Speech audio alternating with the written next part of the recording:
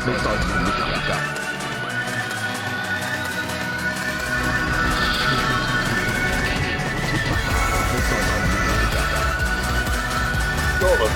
Luke?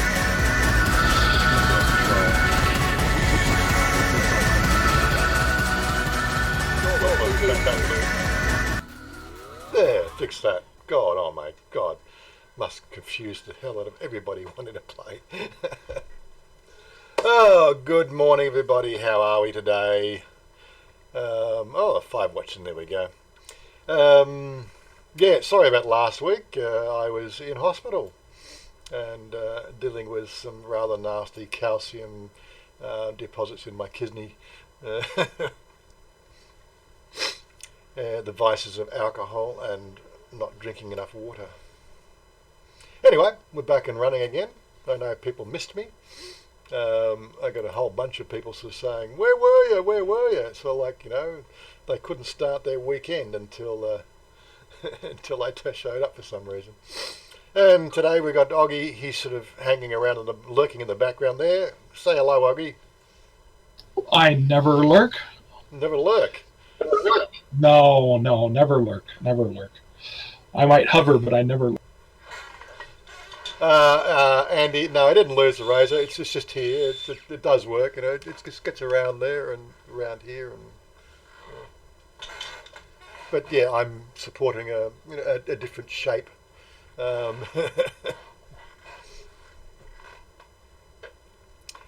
Chanya sort of has mixed feelings about it, you know. But she did meet me, you know, when we first met. I did have the beard, so maybe I can even show you that. When was it? 2009. Let me see if I can find you that picture. Camera roll.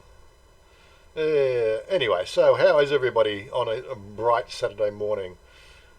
I need to go get us into. I'm still waiting for my Saturday morning to get here. It's Friday night in the U.S.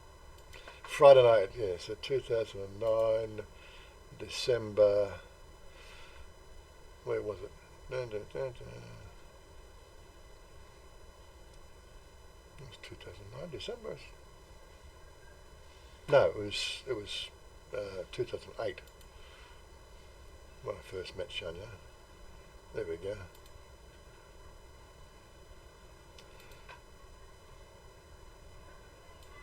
Yeah, that was the ugly mug back in 2008. So I had the beard back then. That's when I had more hair as well, of course, and it was a lot blacker. But hey, we all get old at some stage, don't we?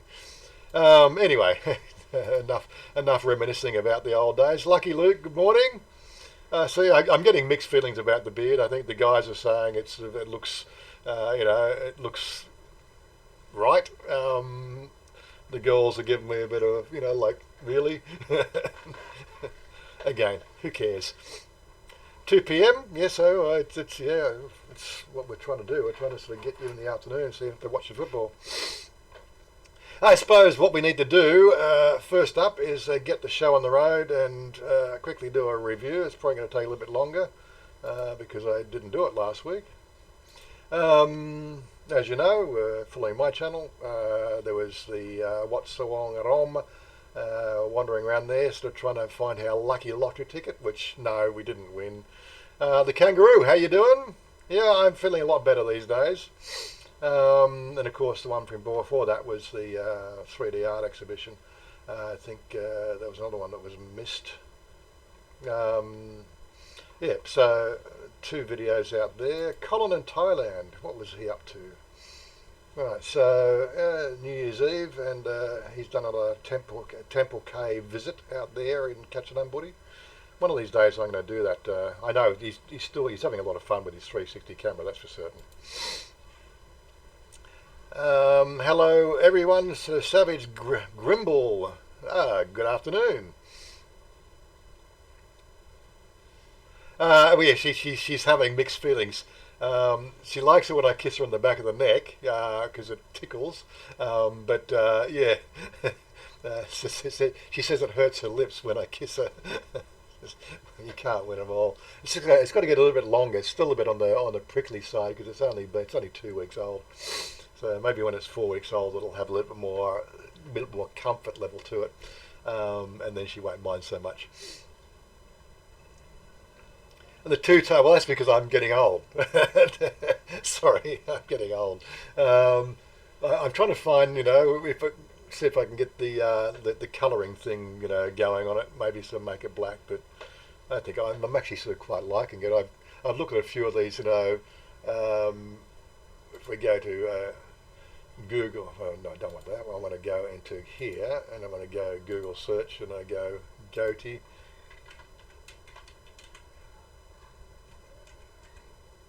Goatee styles, go to images. We got Brad Pitt there supporting a nice grey tone there. That's the sort of shape I've sort of gone for, the Brad Pitt sort of look. I probably wouldn't make it go that. I probably won't make it go that long. I'm going to try to keep it nicely sort of trimmed down there. What else we got? We got. I don't even know who that is. But anyway, I saw a couple others. Which who's that one? Mel Gibson. No, that looks a bit silly. I think the other one I sort of saw was I can't remember who it is now. But anyway, enough of the goatee stuff. We could talk about that all day. Anyway, getting back to the review. Sarah, I actually did a video with Sarah last Tuesday. That'll be probably out next week. She got her hair cut, and we were just talking about a few other things. So keep an eye out for that one. So she got to meet Chanya for the first day, our first time as well. She just loves Chanya as well. So we got the three of them in the video. That should be a fun one to watch. So she's done quite a whole bunch of uploads recently. She's been sort of hammering it. She's I think about 800 hours away from her from her update to AdSense. So she's not far away. She reckons she should get that done in the next month. Maggie's journey. Again, still enjoying time with her boyfriend. Lots of videos with her and what's his name? Is it I can't remember now. Leaf. Leaf. Yeah, Leaf. Leaf, like leaf on the wind. I was thinking Luke. Where was coming Luke from? Anyway, probably because there's Lucky Luke's watching. Shane Cashman, he's still over in Australia, unfortunately. Nothing coming out of him. New Year's Eve in Mackay. Brian's Thailand, amazing Thailand Brian. Looks like he's done a bit more drone footage there. Fi, she's just doing her usual Thai videos.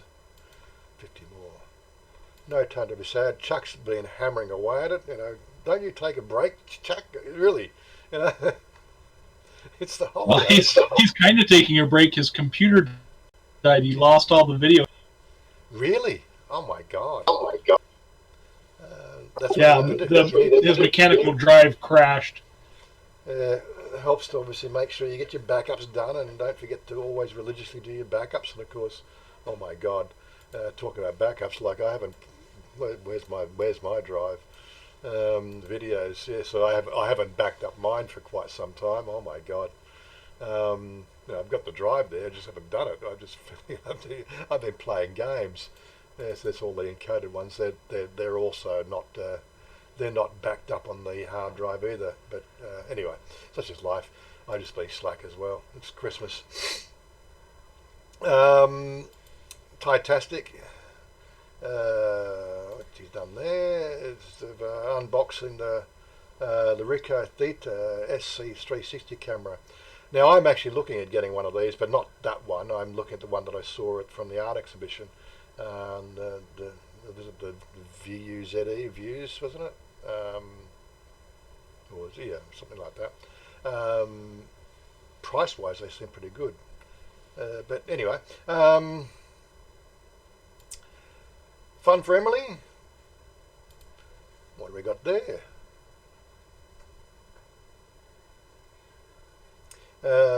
Happy New Year. Okay, 1 week ago, Santa Claus in Thailand. It is so funny watching Santa Claus in Thailand. It really is. Given the fact that they have to use big pillows because these Thais aren't fat. It is the funniest thing. And of course, Thai men, they can't really grow a beard at all. Most of them anyway. So even the fluffy thing that they use for a beard looks weird sometimes.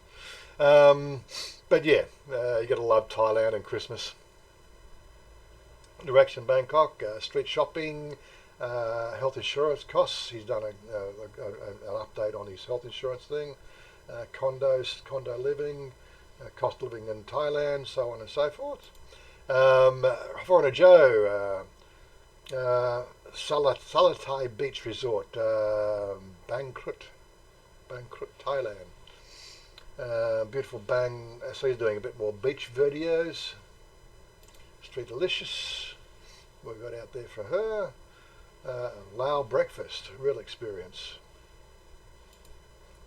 Thai Girl Gift, walk around neighbourhood in Bangkok. About 3 weeks ago, some chicken curry. David Daly, soy cowboy video there. Okay. I know I've done a couple there, but they don't mind the videos in soy cowboy. They really sort of hate it in Nana. I can never get this person's name. I'm going to have to do a little translation there. Isan House and Foreign Life. How are you doing? I'd love to know the person's name. Has he actually got a channel? That's the question. Go to channel. I think we've covered this one before. Yes, he does have a channel. Let's have a quick look at that one. Did I get this one subscribed? New tab. I'm not subscribed. Well, there you go. You've got another subscriber there. Isan Life, and yeah. Looks very sort of picturesque sort of videos there. That might be an interesting one for everybody else. I'll give you a bit of a plug on that one. Here you go. If you want to go and check out his channel there. Get a few more subscribers. And I'll pop in and have a look at that one a bit later on. Anyway, moving along. Where are we? So to close that. Niall in Thailand. So I caught up with Niall not last Tuesday, the Tuesday before. We put a few beers and so on in the processing system, and it was good. Actually, a lot of fun hanging out with him. Let's talk about medicinal cannabis. I haven't checked that one out. I do want to check that one out, so we'll see what he's come up with there. Jocko, Chiang Mai Thai Life, Chiang Mai Thai video. What's he got? Into the Flower in Chiang Mai. 9 laws in Thailand to be aware of. A couple of interesting videos there you might be wanting to check out. Jim Andrews. Back and checking out some things in Vietnam to avoid. Bangkok Travel, he was doing some live streams. Morning Coffee. Ian Weldale. Kawasaki versus 300. Pet peeves. Oh, that's interesting. I've heard nothing but good story, apart from the fact that I just don't like the riding position. It was actually that was a choice I was going to make for a motorcycle as well, but I haven't heard very many negativities on it, so I might go and see what he's talking about there. I also went to the last Thursday. I went to the motorcycle exhibition at what do you call it, Central World, and it wasn't as good as last year. I don't believe we didn't even see. There was Suzuki wasn't there, Honda wasn't there, and again, it's just one of those things. I think there's some definite changes in these exhibitions, and people wanted to line up for them. And it was also very crowded for some reason for a Thursday. It's almost like they got less room because there's more and more stalls in there, vying for what they call setup space to get the stuff inside the building. But anyway, that video will be out sometime next week or the week after, whatever, when I get around to it. Thai lifestyle, a Thai lady with a smile. What's she done there? So this is the thing. I can't translate that page.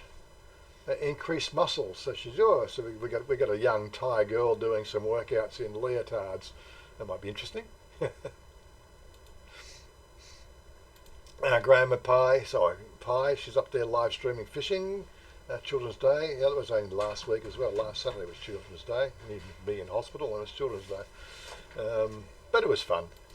So Stephen up in Chiang Mai there. Mr. Green Restaurant. And what was that one there? Cooney's Juice Bar.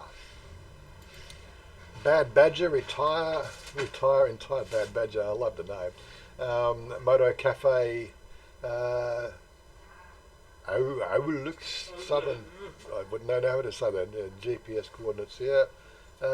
Children's Day, new road and update for the next door build. A couple of interesting videos there. Eyes of a Thai uploads. You're doing more yoga. What's this thing about yoga? I'm missing something. Travelling Man, g'day. Remo, g'day. Ross, g'day. Did I miss anybody else that's just popped in there to say hello?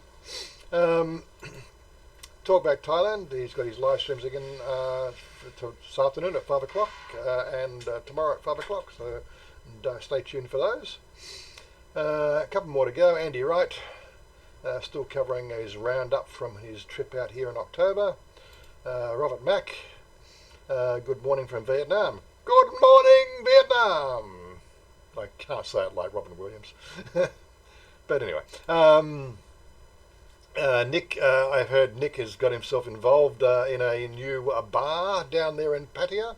I'm sure we'll hear a video about that, or see a new video about that shortly. But looks he's got his fingers in 2 bars now. I've got to go and see what the guy's doing. I thought 1 bar would be enough for anybody, but 2 bars, really. Anyway, Ethan, what's he got there? Korean food in Bangkok. So he's still. I thought he'd moved, but he's still getting some videos out for Bangkok. So there you go. That foreign bloke. Again, Sunday morning in Ubon Thani. Sunday morning breakfast. Live stream, road trip. What do we got? Rob up there or down there in Phuket, dengue fever. Yes, I caught his Facebook on that when he's had here's me in hospital last week, and I saw on Facebook that Rob's having some health issues as well. Just must be the season for it. Anyway, do more life again. Pretty much just doing his usual live streams. The healthy living in Thailand, making green juice. Okay. Live stream Thai women. Here's my experience. There's another review. Downtown Bangkok on there. Saw a cowboy. There's a couple of things there that might be interesting. And Serena, I think that's the last one on our list. What have we got? Uploads. Surprise mum on her birthday and celebrate the New Year 2020 at Skydeck, Ho Chi Minh City. So that's something from Vietnam. Thai lady story. One of my experiences with the Thai lady, my Thai boyfriend. She's got a Thai boyfriend. I thought she had a foreign boyfriend. See, little did I know. Anyway, that's the countdown from Ho Chi Minh City. So it looks like she's doing those sort of things from Ho Chi Minh City. Anyway, there's the roundup for this week. And let's get on with the conversation. I wonder where Stephen's got to. Stephen hasn't turned up yet. I think he's probably still in bed, I'm guessing. So what have I missed in the chat? Anything particular? Yes, Andy, I did catch the post about Kevin a couple of days ago. It's not looking good, but it's going to be coming down to quality of life now for his last few, however. Let's hope he gets a couple of good years. But it's really it's not looking good for the cancer. It's gone everywhere. and he'll be dearly missed. But he's been immortalised on YouTube, so as long as the YouTube channel stays around, we'll always have something to remember him, I guess. What else have we got? What have I missed? Hey Warren, you up for a beer at Jack's Bar on Monday? We'll be in Bangkok. Yeah, okay. Look, I will definitely put that one in my calendar, and I'll do that right now. Calendar. Monday. So where are we? So it's Saturday 20. It was Saturday 18. So it's Monday. Okay. So what time do you want to sort of Jack's Bar? With Rob. And at a time, what time we're going to do this?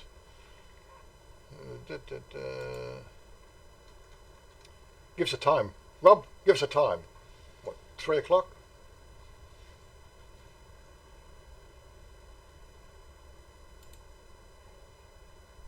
No, come on, it's 3 p.m. 3, come on, 3.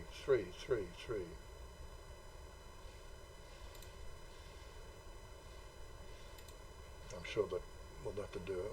Let's make it a few hours. How about 3 p.m. to 6 p.m.? Anyway, we can catch up and okay, cool, buddy, cool. Okay, so we'll meet up at Rob Jack's Bar. Anybody wants to join in? We'll be at Jack's Bar. Do you know where Jack's Bar is? Jack's Bar is on the water. We've been there. I've given you Jack's Bar.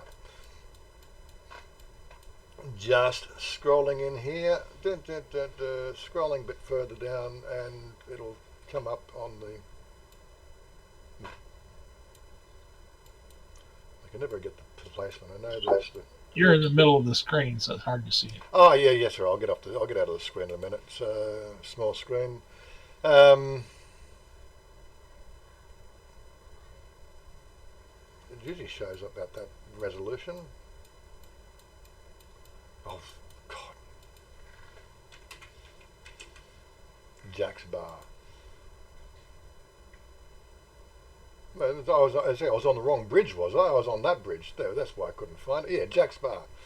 So yeah, the nearest BTS is Saton. Well, that's the boat pier, and then the Sunam Taksin, which is the Sunam Taksin is the BTS. So you get off the BTS and just walk down these back streets into Jack's Bar, or you can catch if you're over this sort of side, you can catch a ferry from here. That's the Watsuan Plur. Yeah, so we'll be there at 3 o'clock. So if you want to catch up with us, you're welcome to join us. Dowlow, what's the news on Kev in Thailand? Yeah, I saw it. I put it in I did a post in our group. If I can just get back there in a second. Okay. I don't normally share before people want to join the group. Yeah, whatever. Let's just do the daily maintenance. It is a public group, so it doesn't matter if you see that. Okay, discussion. Yes. Yeah. So here is the thing from Tony Prowse. It's a mate of mine from England. Let's see more. Okay, this is the official update that we've got now. Okay, this update made with full agreement Kev following the conversations I've had with him over the past few days. As you will know, Kev returned to the UK in December in order to be assessed and to give further treatment for his cancer, which had returned with a vengeance after the months of chemotherapy and radiotherapy treatment, and ultimately the major operation to remove the cancer in his esophagus. I'm pretty sure that's not how you spell esophagus, but anyway, I'm not going to be too critical. Anyway, Kev was admitted to hospital at the end of last week whilst awaiting the MRI scan as he was vomiting blood. Following the endoscopy, medication has brought this under control. He underwent the scan on Tuesday, and this has revealed that the cancer has spread to the bones in his back, although not to the spine or the spinal cords as yet. A meeting was held with specialists on Wednesday afternoon to talk about the treatments they want to do for Kev. The meeting went well, and Kev will start treatment, radiotherapy on his back on Monday 20th of January or Tuesday 21st, which will help. Together with his family, the hospital also sorting out a small apartment for Kevin so that he can get some independence back living in the UK. The focus of this meeting was not what was best for the quality. The focus of this meeting was on what was best for the quality of life. It has been made quite clear that it is not for quantity. Kev's cancer is terminal. There are no operations possible, just relief treatment. They will not undertake any treatment that will take away the quality of life. As I'm sure that Rob, YouTube channel 20 Seconds of Thailand, is in touch with Kev. He may do a video to update his subscribers, maybe even do a live chat. So subscribe to his channel and for more information. So like we're doing a bit of it on my live chat here. I don't want to sort of focus on it. It is sad news that he will be dearly missed, but he's not gone yet. I do hope that we'll actually sort of see a video or two out of him before he does finally ascend to the higher planes. But it is a little bit sad news, especially given the fact that he went through all the what he's had to go through up until this point in time, at least. I do have a really sort of deep, heartfelt anxiety. Here's me. The worst that's happened to me is kidney stones. Everything else is going pretty much swimmingly, and to think that like I only was speaking to the guy recently, before the issue, last year, and he came up to see me. He came to came to a birthday party and all that sort of stuff, and the guy is just so happy all the time. It's really to have this sort of thing happening. It's really it's really it's a reality check. It's what I'm getting at. It's a reality check. Trying to think of I'm getting older too. Obviously people are going to sort of say, well, what about health insurance? Okay, my little stint, for the day in hospital last week, that cost me 92,000 baht. Yes, I have that costed. I've got special fund that I have that pays for hospital, but I'm now being forced to take hospital care, for the renewal of my visa. But of course, once I do that, the kidney stones will be pre-existing, so I'm still going to have to pay out for that anyway. So not only do I have to pay out for the other 3 stones to be, go through the passing, hopefully that will just pass through naturally, and, take drugs for it, to help it pass easier. But as I said, that takes a while for them to dislodge. That aside, any sort of hospital coverage I get going forward will basically exclude any sort of kidney stone treatment because it's a pre-existing condition. So why, again, so I'm going to feel sort of they're double dipping, and I'm paying the hospital as I go for any treatment I'll be used to doing, and I'm going to have to pay some sort of health fund for something that I'll probably never ever use. Anyway, I'm very anti-health fund. I believe people should just look after themselves, do the right thing, and prepare for the worst, like I did. I've prepared for it. I don't give the money to a health insurance company to pay some sort of seven-figure salaries, for executives who do nothing to improve the quality of life of anybody. They just freaking health and funds. Really, it's a pool of money that the people who don't care for themselves get to benefit from. If you know what I mean. That's why I really do not like health funds. I think that they're a blight on society. People should be taught from a very early age some basic truths about life. It's not a given thing. If you take care of yourself and take the right preventative medicine, right, or preventative care, right, healthy living and everything else, you won't need these things, right? It's a simple truth. But now being forced to take health cover because of some sort of trumped up idea, because basically there's three nationalities that come to Thailand: Russia, China, and France. France are the three countries that have been identified that are the blight on the Thai medical system, right? These three countries are socialist countries, right? They go places and they expect to get free healthcare because they have it in their home country, right? And what they're doing, they're coming here and they're going and getting their healthcare, which is really good healthcare in Thailand, right? And bottom line is, then they skip out on their bills, right? And everybody else has to pay. Why they don't just say, hey, if you're from China, from Russia, or you're from France, then it's going to cost you 1,000 baht for a visa. Story's over, right? There's your health insurance. You bad people pay for the good people, But anyway, there's enough of my rant about that. It just freaking makes me bloody quite sick about the whole idea. Anyway, pay as you go. That's the way I do it. Anyway, so scrolling back there, I just saw something there from Savage. The Thai vlogging gene seems to have a low ceiling. Most vloggers have a low sub count compared to other categories. What do you think? That's actually a good discussion.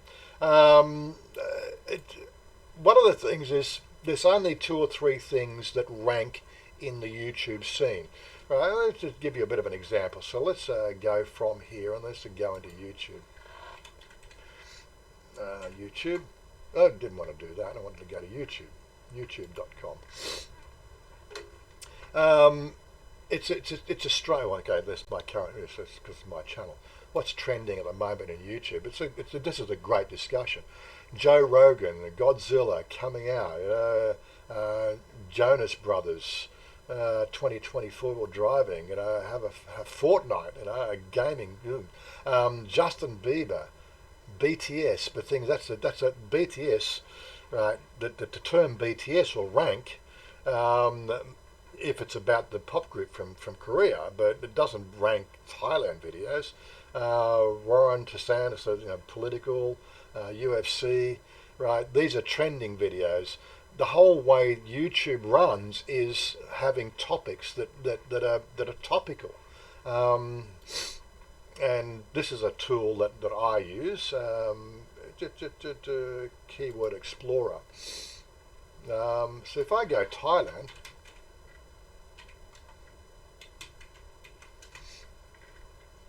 right, so what about, it's got a very poor ranking to start with, so, it's only got 9 out of 100 just to have Thailand in your keywords.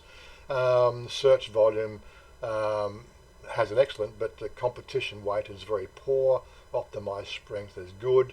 Related searches, Thailand vlog, Thailand search. But again, so what we're finding, I'm finding my counts are down. My view counts are down as well. My subscriber count might be increasing, but it's the views aren't there. If I go back to my channel, come on, let's get my channel. My last video, for instance. Hurry up. So what's wrong? So people don't want to know about going to temples, and it's not what the search volumes are about. If you know what I mean, people go to Thailand and they see a few temples, and after 3 or 4 temples, they're usually enough of temples. Temples are on every second or third corner. They're not as frequent as 7-Elevens, but again, a 7-Eleven visit, that's not a rankable thing. If I go down here to 3DR, again, my channel is about the things I do. I'm not out there trying to do, grow a channel based on ranking, and I'm trying to show people, a normal life and do the sort of things you would experience here in Thailand if you are, going to choose to live in Thailand. And again, people aren't looking for that because people are now not looking to move to Thailand because they've got other options like Vietnam and the Philippines and things like that, which are treating foreigners better than what we have in Thailand. It's a basic rule. The search volumes aren't there because, quite frankly, people can't be bothered going back to Thailand anymore. What else is there? So if I show more, what else have we got? Okay, the muscle car. I would have thought, like Okay, I got a few rev heads watch the channel, so those 1,800 views there. The new home, so I got better views on this house hunting. So really, if I wanted to actually get more views, I need to do more house hunting because it's something that seems to be sort of finding some interest in the group. Normally, when I do at the Bangkok Car Expo, I'm getting 4,000 to 5,000 views. But I think again, people have just had enough of the car expos. Maybe I could have done better with the thumbnail on that one. I don't know. Catching up with Rob, that's a charm. I think the key word that got the most search criteria. What was that one? That was Savage. Yeah, so thanks, Savage. Good on you. Yeah, so catching up with Rob down in Charm, I think the key word there, Charm, ranks better on search terms than Bangkok. So, you get the idea that I live in Bangkok, and Bangkok's like a metropolis. Doesn't really get much, but I'm trying to show people the life you get. It's a completely different paradigm. If I was living in Pattaya, I would get better views, say like Nick down at NDTVI. He gets better views because he's doing Pattaya, and there's a lot of search criteria go on Pattaya. Basically, it's the fact that that's the city of the Westerners want to see their girly videos. Nick doesn't really do any of that sort of video, but the big channels that do that, voyeuristic look at Pattaya, hey, men are men, come on, but it doesn't help my channel rank because I'm not living in Pattaya. So get the idea? Anyway, I hope that explains it for you. But as I said, I'm not here to sort of, be the next Casey Neistat. I want to sort of try to offer things to people, offer that, guy on the ground, that foothold. If you're coming to Thailand, look me up and sort of come to the meetups, and we can talk and chat about all things Thailand. Are you thinking about coming here? Are you thinking about sort of moving here permanently? What seems to be the trend these days, if you can afford to, is like Ian Black. He plans to do work for 9 months and come and live in Thailand for 3 months. And he's going to bounce backwards and forwards. Niall again, he was telling me that's the sort of his thing he does, right? He works in back home in where was he saying he was German? Sort of work he does. He can be placed all around the place, but he works back home for 6 months and he comes to live in Thailand for 6 months. And he enjoys that. He doesn't like the cold. I guess he comes for the summer. He comes for the winter because he lives in the northern hemisphere and comes to live in Thailand for the winter. So get the idea. And a lot of people seem to be doing that now. So it is an interesting paradigm. If you can afford to do it, if you've got that sort of job that you can do that sort of thing in, then why not do it? I think it's a great way to do. What's the opinions of the best floating market near Bangkok? Okay, well that's another good one. Let's have a get the Google Maps up. Floating markets. There is a few of them around here. Right.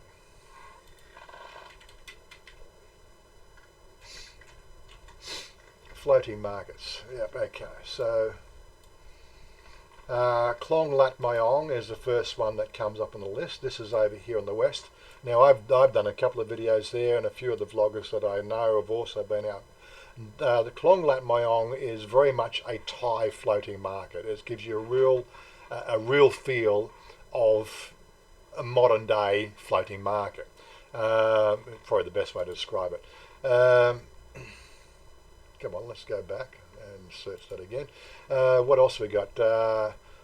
Don Wai floating market. This is another real Thai floating market. It's a bit different. It's actually on the river, and the actual market itself doesn't really float. The restaurants themselves do. The restaurants are on the actual water, and they bounce up and down the floating part. But the market's actually in the temple. Another interesting place, and you have to do a lot of ducking because it's really Thai. Obviously, you're getting the idea of locations. This one here, I've not actually been to this one. What Sai floating market? It's only getting a 3.9 rating there on Google. We can definitely sort of have a look at some of the pictures there. Photos. What sort of photos we got there? So give you a bit of a. I don't know if you anybody. I keep on talking to people, and if people don't know how to use Google and get an idea whether there's something they want to do, this does again look like a very traditional floating market sort of style of thing. A lot of how. What the frick are you got a picture of Japan in there for? Typical fish, crocodile. It doesn't look as flashy as the other ones. Looks a little bit on the rundown. It looks again very much of a Thai style floating market. Why I'm mentioning that is the fact that the ones that people then tend to is where are we? So down here.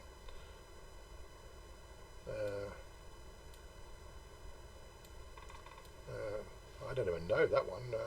Nong Tung. There's a couple down here, which is not showing up.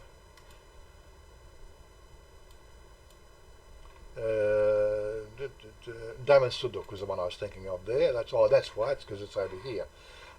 These ones here, Ampara Floating Market and Daman Suduk, they're probably the two that the tourist companies will take you to. They are traditionally the ones that have the big focus for Westerners. And I said the tour companies will take you to these ones here. I don't know I don't know this Thai car floating market. I think they're running on the backs of the two main ones, which is Daman Suduk and the Ampara. These two are always getting sort of seeing tourists, the tour companies taking you out to. In Bangkok itself, so let's go back to Bangkok again. The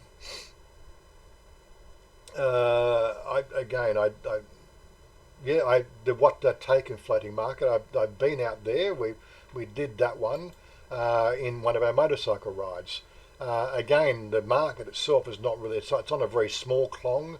It's traditionally a very Thai one, but it's in that it's in that green space in Bangkok, if you know what I mean.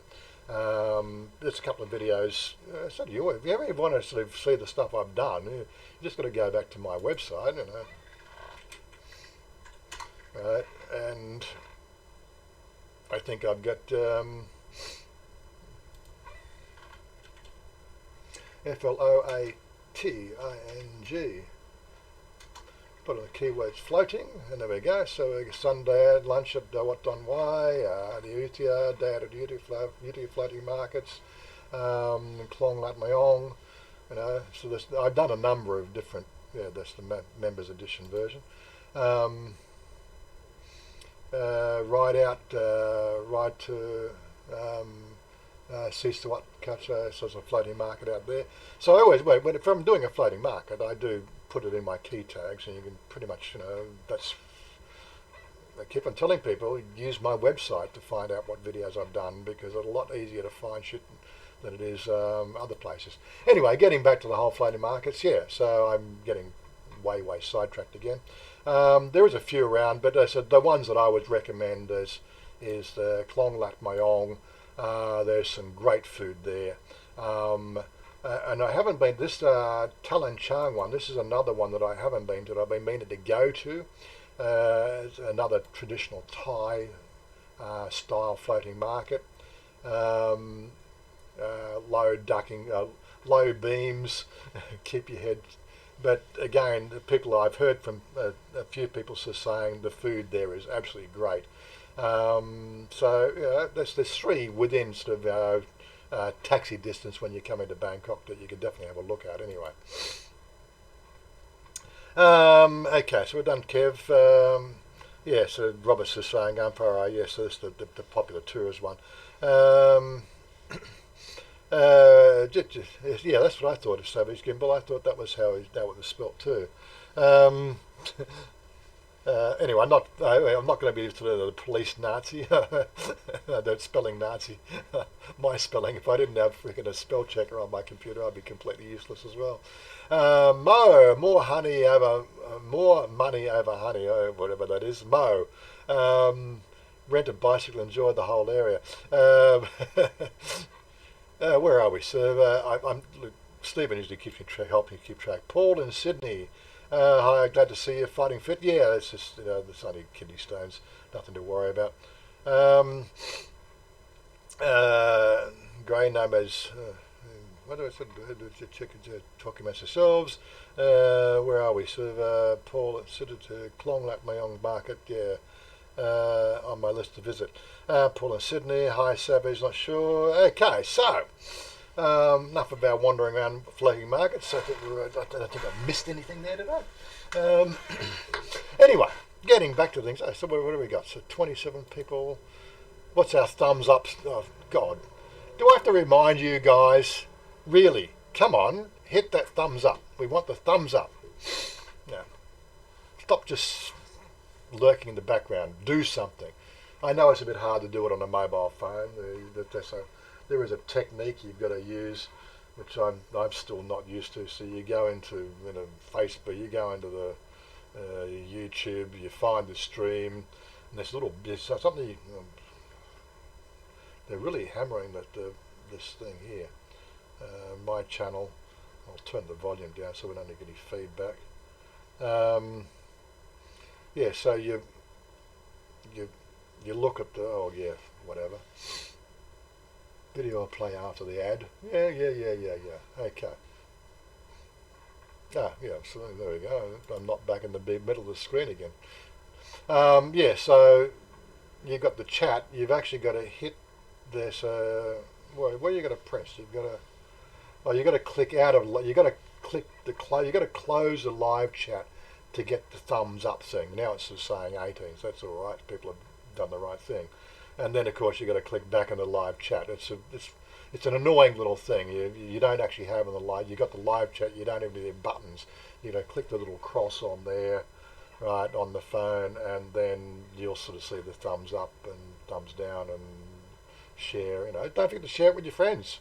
Tell them I'm on. We'll be on here for another hour, I think. Yeah, what was it? Quarter to 12, quarter to 11. So another an hour or 15 minutes at least. What the Goda? What the fuck do I want to go and Goda for? Oh yeah, I've done the first of my special videos. The footage is shot. I might as well mention that one. These are sort of things that I'm going to be talking about, but they won't be public videos. They'll be more of the special videos. It's going to be it's called apartment living, and what we're talking about here is an alternative to people who are coming here for a month or 2 months or 3 months on tourist visas. Yeah, do you really want to? You're quite welcome to spend 1,500 baht to 2,000 baht a day in a hotel. We're not stopping you from doing that. But have you considered some Thai style living? Right now, the example I'm using here, where we live, the Puttaman Tosai Sam, which is about 3 miles towards the city from where I am. There's an apartment. Here's a quick look at it. This is a sort of style of living we've got. You've got a wardrobe, you've got a bathroom, you've got a bed. They give a TV, right? And this costs you 4,500 baht a month. This is what they call Thai apartment living. It's a small apartment style sort of thing.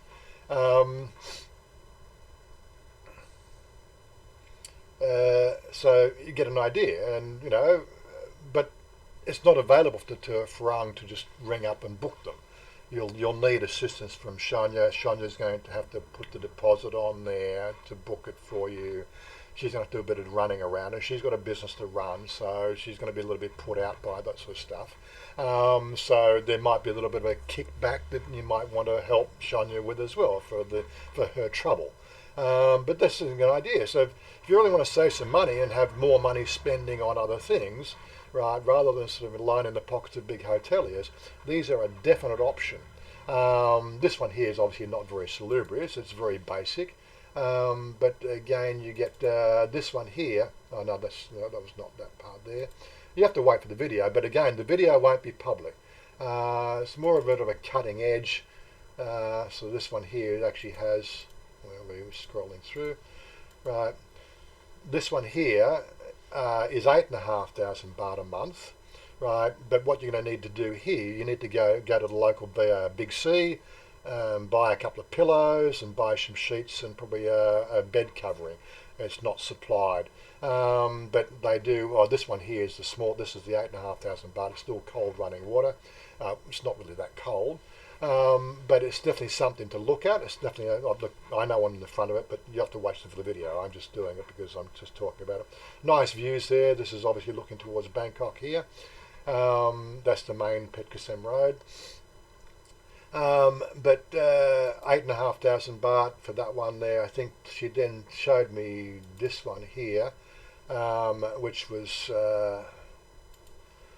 they do have their locks. This one here is 10,000 baht a month, so it's a bit bigger. Comes with a seat. They also have a fridge. They'll supply a fridge for you, but they're a monthly booking. But if you're here for 3 months, something that might be useful. Like you could make yourself at home, if you know what I mean, and feel quite comfortable for a very very small cost. Anyway, you can wait for that video to come out, but again, you'll only find that video when I finish it. It'll only be available from my website, and if you're a Patreon follower, they will stay unlisted on YouTube, because again, it's a little bit more that cutting edge, how it really is here in Thailand. And again, I've got to think about that. People watch YouTube to feel good, right? But and to get a break from their current day and everyday living, that's what they're enjoying the public videos. These are more, they're not so much of an entertainment video, they're more of a how-to video, or like as I sort of said, I still haven't got a reason why this was not shot yet. It hasn't been done yet, as I still don't know what to call it. Right, I was going to go for hacking Bangkok or hacking Thailand, but hacking has a sort of a negative connotation. Tips and tricks of living in Bangkok.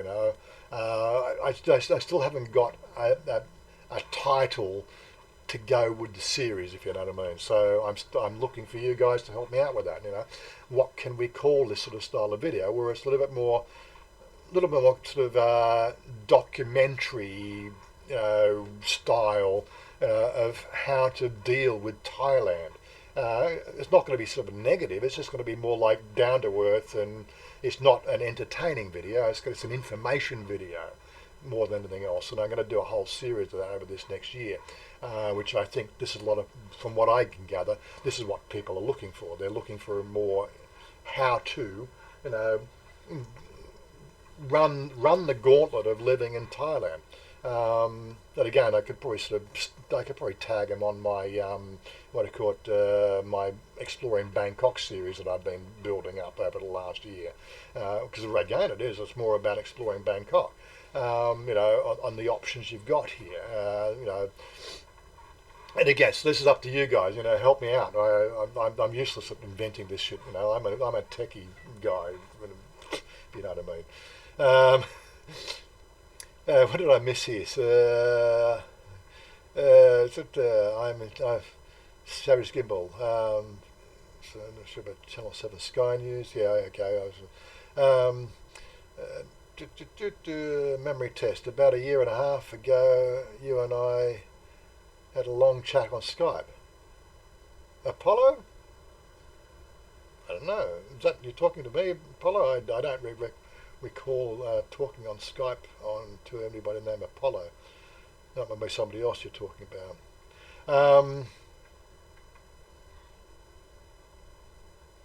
Anyway, so hopefully he'll fill in the gaps on that one. Where are you? Get off the screen. Yeah, so 8,000 baht's not a bad price. And again, you can go to Big C. You can get what they call a bedding set from Big C. It's about 450 baht and a couple of pillows. Again, probably another maybe 500 baht for a couple of pillows. So your bedding and everything else, get you set up for 1,000 baht. That one for 8,000 baht, 8,500 baht. To do it, it requires that they want a month's rent in advance as a deposit, as a holding deposit plus the month's rent, which then of course at the end of it, we didn't. I don't know if I've actually gone through, and that's part of the edit I got to do, probably adding a bit of information as she was telling us, right? So like, say if we use a 9,000, the mid-sized apartments there, 9,000 baht a month. You'd pay you'd pay 18,000 baht up front, right? At the end of your stay, right, and you're paying month to month. So if you're paying 2 months, you're going to sort of pay another 9,000 at the second month. But what you do at the end of it, and they will survey the room, they will look at any damage in the room, they will then calculate your electricity bill, they'll calculate your water bill, they will then sort of charge, I think, about 400 or 500 baht for a cleaning service. So out of that deposit, then you'll lose probably about 2,000 baht out of your 9,000 baht holding deposit or bond, which is then sort of equalised out so that they've got a business to run. And that one, they also had laundry services inside the building, had what they call an eatery inside the building. So it's quite self-contained like a hotel, It just doesn't have room service.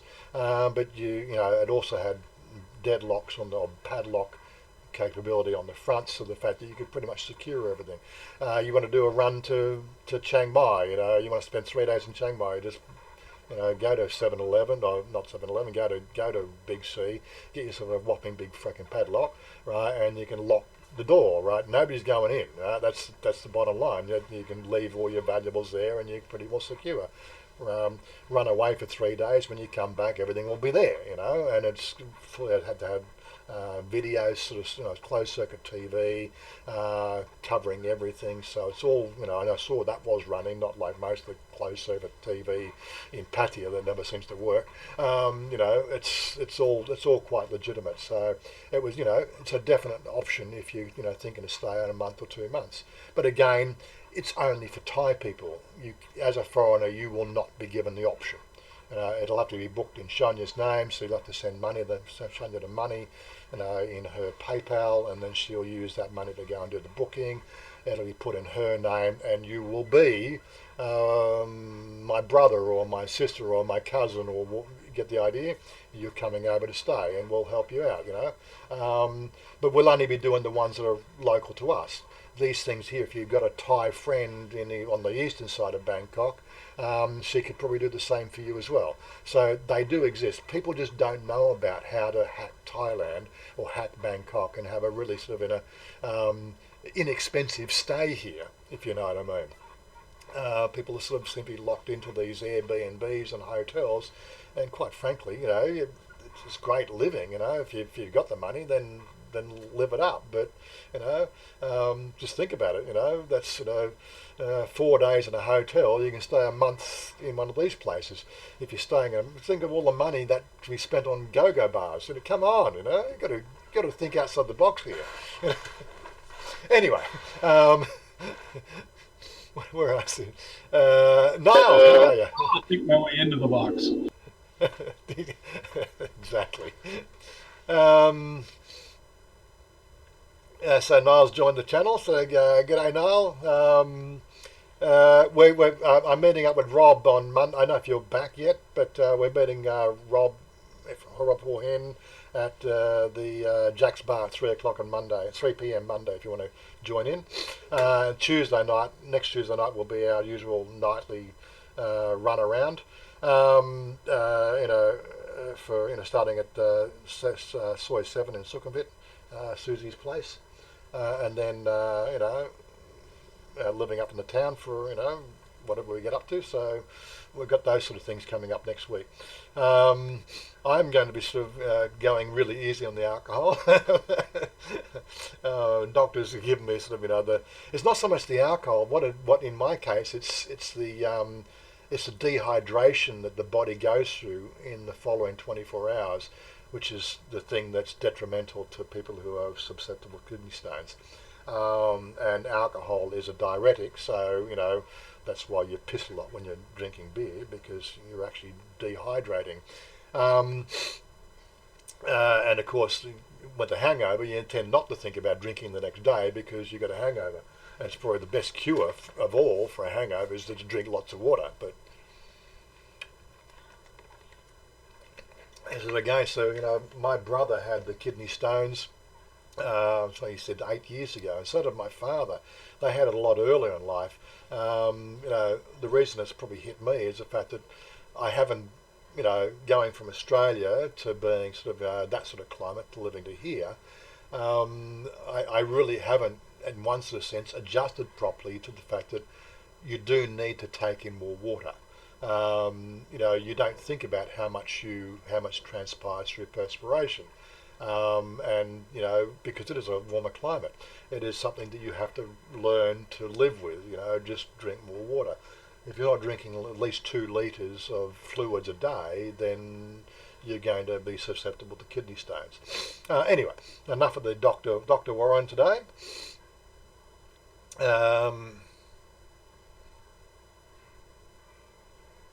Yes, so nice to hear. So bang. It's on the Bangwa BTS line. So what did we talk about, Niall? There, have I missed something? Yeah, scrolling back. What did I miss? Or was it just a conversation we was having? It's always trouble, trying to go through this thing here. Savage Gimbal, he's calling me something out here. He's tagged me. If you want me to look at something, the best way is you hit the what they call the super chat. Then we get a direct notice of that. If not, just make sure you just do @Warren and just make sure then I can sort of see what you're talking to me about. Helps me sort of keep track of the things that you want me to notice. Think about all the money you could be spent on go-go. Exactly. That's you got to think outside the box here, inside the box. Yeah. Yeah. Okay. So I'm going to be in the Kiwi bar tomorrow morning for the McGregor versus Cowboy. Okay, so I'm not into the fight scene, but yeah, okay. Where's Kiwi? Kiwi, but that's on. So that's soy 11, isn't it? Soy 10 or soy 8? Can't remember the Kiwi bar. Soy 8, I think it is.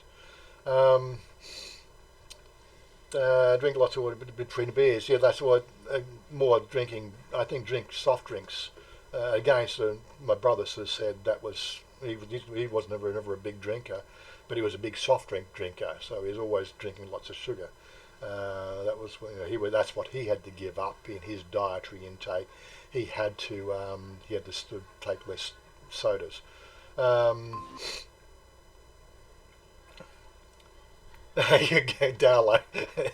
Typical Aussie. Good cure for a hangover. Stay drunk. Charles Collins. Good morning. I should say good. Or should we say go. Stop, leave me alone. This is just the new style. She's given me permission to wear it for 3 months. Then she'll make a decision whether she wants me to keep it or not. And again, she's my girl. You got to give and take a little bit in the relationship. She did sort of specify the fact that when we first met, and she didn't like the beard back then. She didn't sort of say get rid of the beard. She just said not like. So after the first 2 visits back to Thailand after we met, the beard came off. Because she's my girl, and she didn't like it, or she made innuences that she didn't like it. If you know what I mean,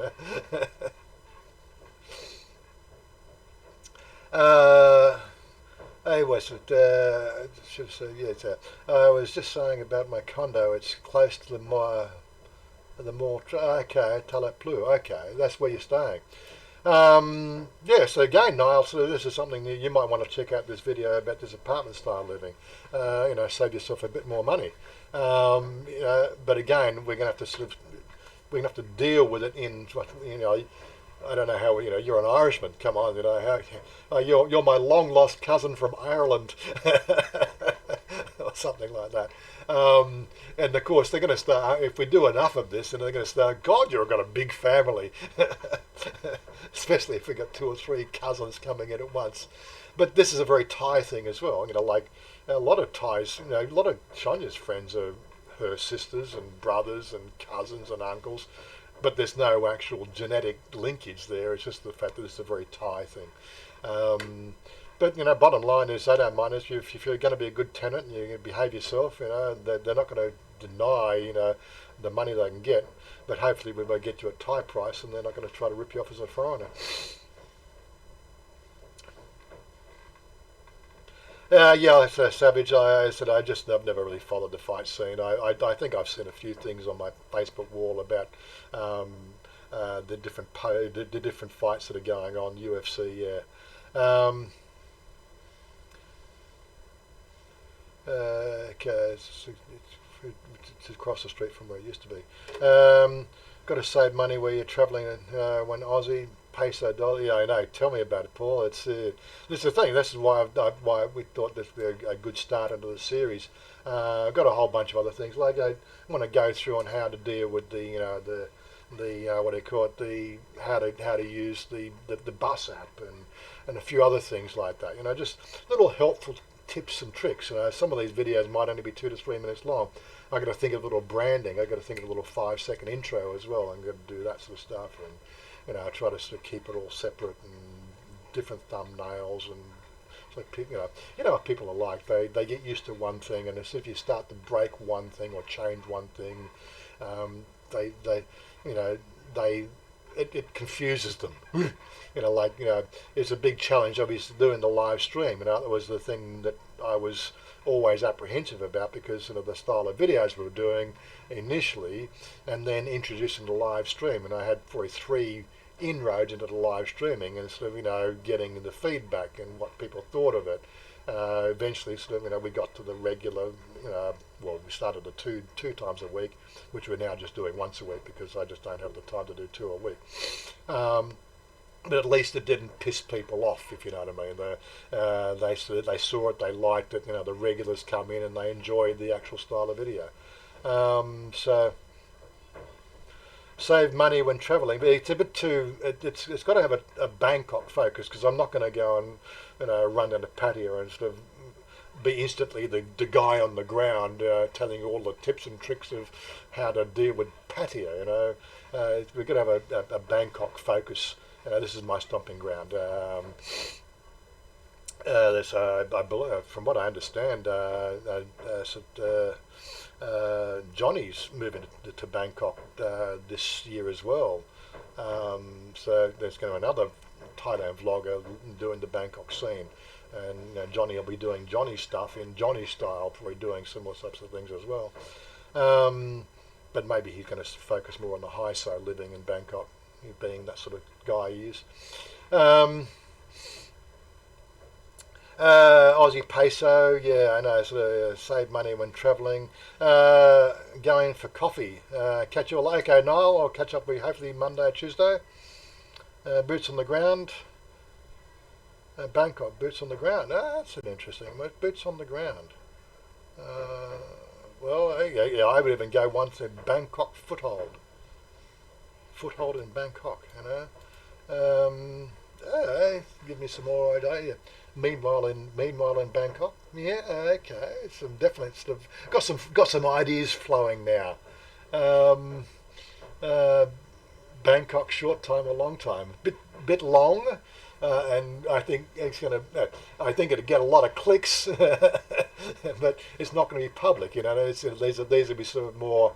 Not private, but as I said, unlisted videos, so it won't hit the YouTube rankings. Them juices be flowing, they sure be flowing. But yeah, so yeah, it's something. I've just got to get something along that line to sort of just really encapsulate that whole thing. I definitely think that I want to do more with my website. So I've got some ideas to open a what they call online merchandising business, which is associated with YouTube as well. The biggest thing I've got to worry about there is I need to geo ban it, so I can't sell to people in Thailand. That's a technical thing. Basically, there are some considerations I need to make when it comes to selling online. Although the millennials and the what they call it, what do they call the digital nomads don't seem to have a problem about it. I've got a visa that's in Thailand. You can't work in Thailand, so which means I can't derive an income from the Thailand economy, right? And if I put up a website, for instance, I'd have to then geo-lock it for Thailand, so that anybody in Thailand can't go to my website to buy their merchandise. That's a technical challenge I'm having to deal with, and I don't want to sort of be outside, but I don't want to be obviously. Again, Thai people will still be able to use a VPN and sort of say they're in Singapore or something to get to my website for the shopping part of it. But again, they're basically putting their tag that. And they're buying in American dollars, so it doesn't really worry me. It's that grey area of the visa issue that we all have to deal with. Again, people sort of have an issue with the fact that YouTube is making money, but again, I've got an international audience. My videos are not targeting Thai people. It's not for Thai people. I'm not taking a Thai job. I'm giving helpful information to foreigners who want to come to Thailand. That's what it's all about. And, we can argue that one blue in the face. Quite frankly, immigration, if they felt that they didn't like what I did, and if they thought that I was overstepping a line, they know where I live. I check in every 90 days. I could get a knock on the door and sort of say, you're out of here. It hasn't happened in 3 years, right? And, I doubt it if it had ever happened. I'm not narcissistic. I'm not doing the sort of things that the negativity that's slanted a lot of, I'm not doing the voyeuristic videos, which is, putting Thailand in a bad light. I'm trying to give you good information. Thailand's not a bed of roses, let's put it that way. The cutting edge is when we did a live stream. We can a little bit more frank. This is a live stream, which does get recorded and stays up there, and you can see the conversation we're having, and it's all above board. But I try to sort of keep it within a context of the fact that it's just real information. But again, it gets a little bit boring, sort of talking head all for 2 hours. Well, some people like it, and like as they say, I could talk all 4 legs of an Arcturian mega donkey, then probably teach it to walk again. I never could do that, when I was in the IT game. People just seemed to switch off because I'd always just talk IT. I think I talk a little more shit these days, which puts me a bit more down to earth, which is all good. D3, yeah, the goatee, it's coming along nicely. Another 2 weeks and it'll be sort of at that length. I may even consider tinting it, who knows? But then again, it sort of does match the hair, so it's not out of place in any way, shape or form.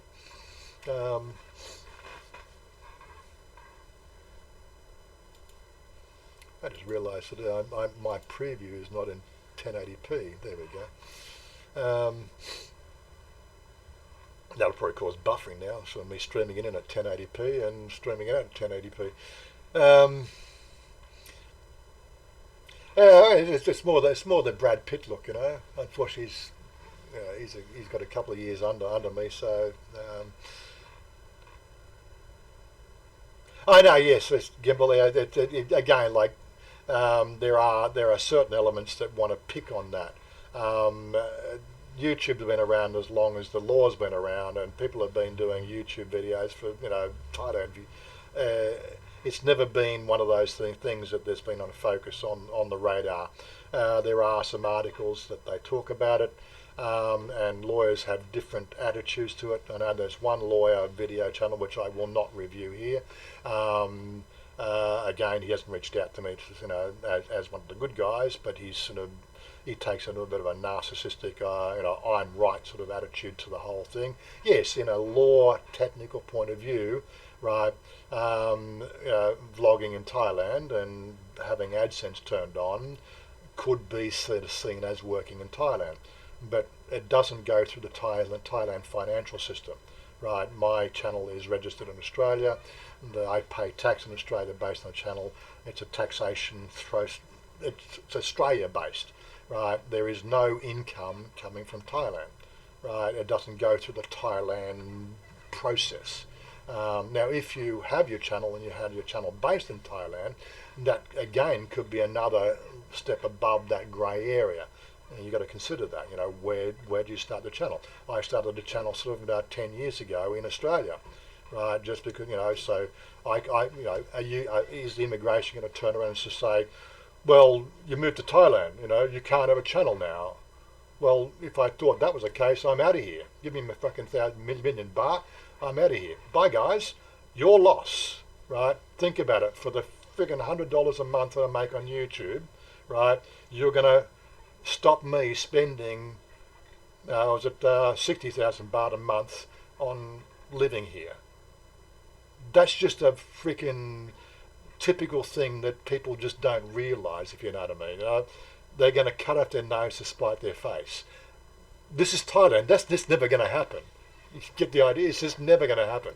Now, if you started getting narcissistic and saying bad things about Thailand and giving Thailand a bad image, yes, they will probably kick you out for that reason. The closest I've ever seen anybody coming under the scrutiny on the whole YouTubing thing was a vlogger up in Chiang Mai.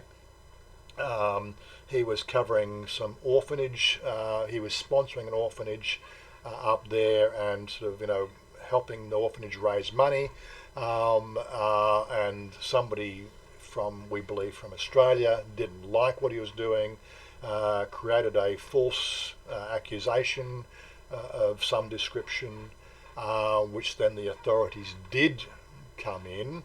They sort of said, no, blah, blah, blah. One thing led to another thing. He's still running a YouTube channel and he's still in Thailand. Right? End of story. But he doesn't do the orphanages anymore because there's that child issue of your videos.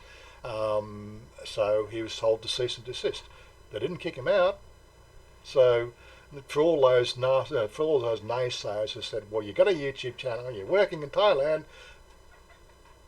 I don't have my big thumb, but there's the big thumb, the big, get a life. It's ridiculous what some people go through, and the things that they'll do just to annoy people.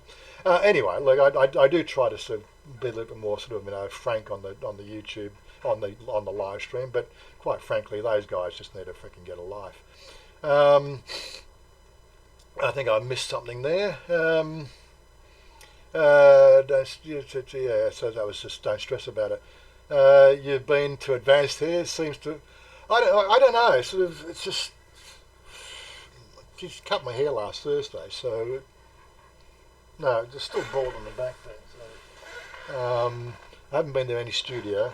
Have been noticing some things on the Facebook. It keeps on popping up on my feed. I don't know whether it's just what YouTube, not YouTube, what Facebook do and searching I've been doing. I don't search anything from that hair wise, but I've been getting these ads where you can go. There's a studio in Bangkok that'll actually do a tattoo, and let's see if I can find it for you.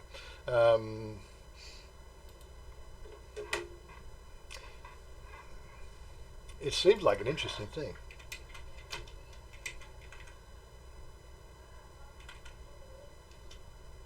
For balding mankind in Bangkok.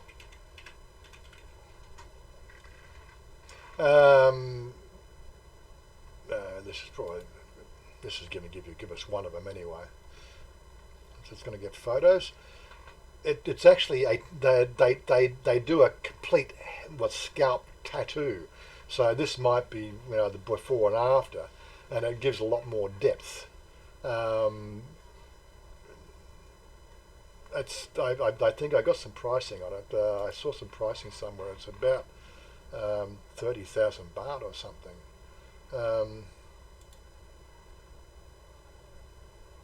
Opening new tab. Let me get my face out of the screen here again. Maybe some of the other balding people might want to know about this stuff. Yeah. So it goes through. They use a very fine point. They use a sort of a black colour. So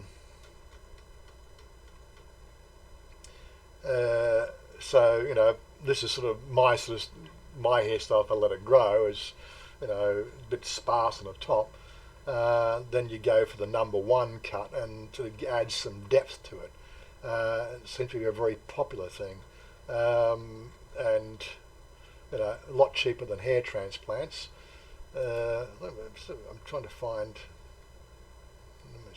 Maybe go Thailand. Trying to get a bit of a focus on the Thailand genre. Search GQ. Tattoo. Something here. Okay. Phuket. Give us some Phuket pricing, I'm guessing. Right, so there's another shot of what it looks like before and after.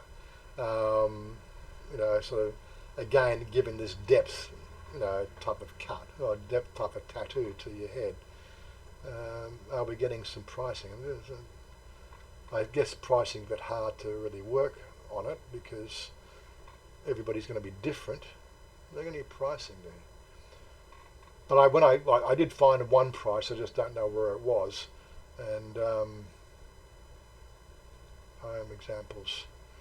Yeah, they're not being forthcoming with the pricing there. It wasn't cheap, but it wasn't all that expensive. So it's a one-time deal. It's a 3 or 4 hour sitting. But it's UK. Nothing else I'm seeing here for Thailand.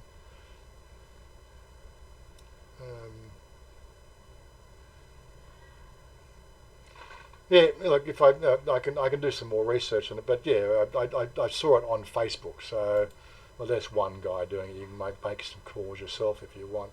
There's no, so affordable scale and prices. So, but what's the price? Why us? Come on, give us some pricing. People want to know how much. Is it worth going to Phuket? Anyway, doesn't look like you're going to find a price in any quick, short period of time.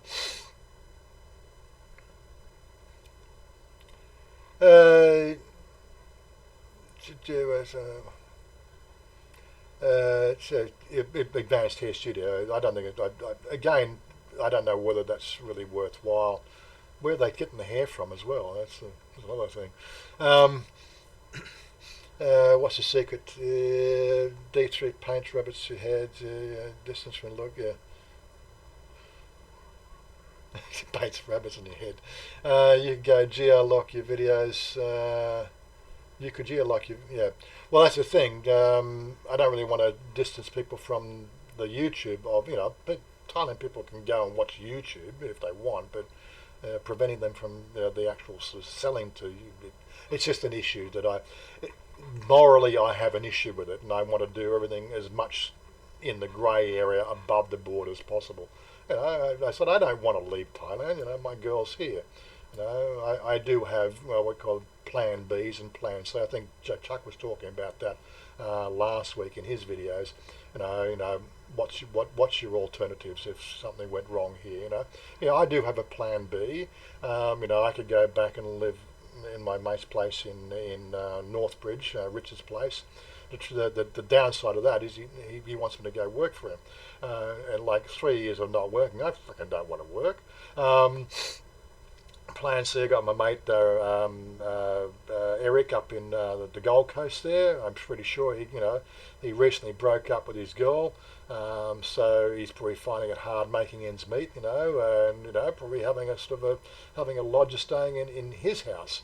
He might find that appreciative, but what both Plan B and Plan C primarily involve me moving back to Australia. Because we already know, and we've talked about that many times, is Chanya doesn't like living in Australia. What would I do? It's just it's a Plan B and a Plan C. There is also a Plan D as well, but let's not go into I got different exit strategies if anything really went wrong. I don't want to leave Thailand. I love Thailand. It's just, to me, that's where I should have been born in one sort of sense. I just got to learn the language better. That's all. Maybe I can go and get a fake ID or something. Who knows? Tim Anderson, how are you? Yes, look, sorry about last week, Tim. I just was in hospital.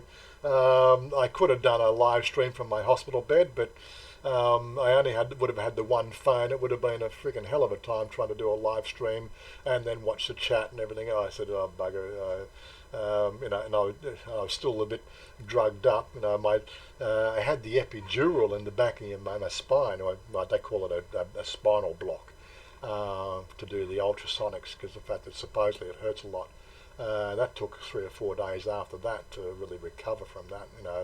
There's internal bleeding that causes, because it's like being punched in, their examples, they said it's like being punched in the gut for half an hour, and more. It's a more centralized, local, it's like punching the gut with a fist knuckle like that, in here, and that's why they give you a spinal block.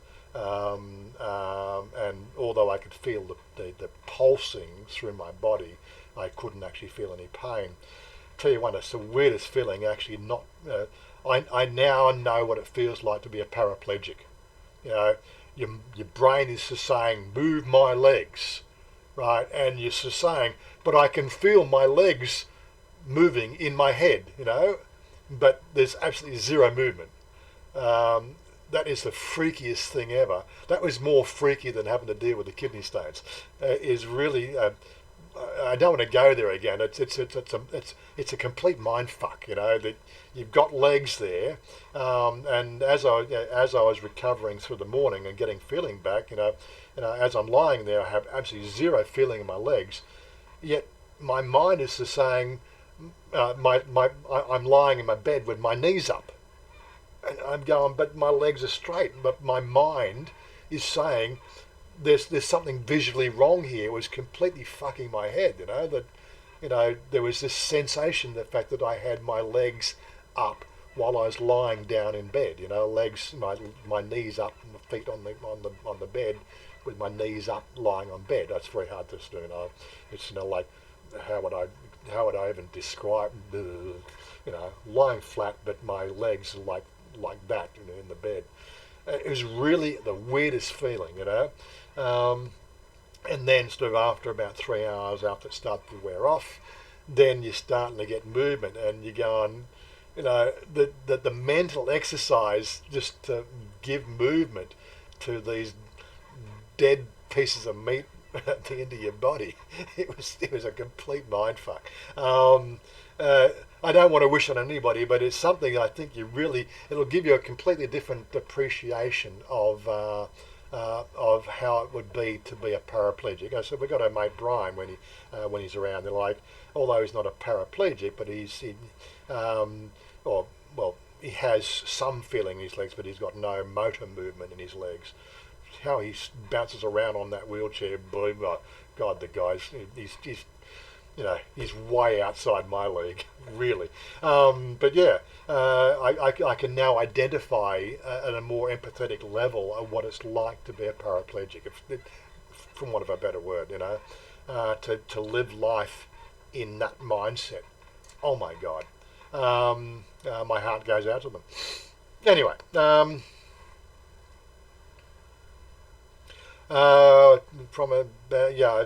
let's not talk about Mr. Bloor. I believe he's been banned from Thailand.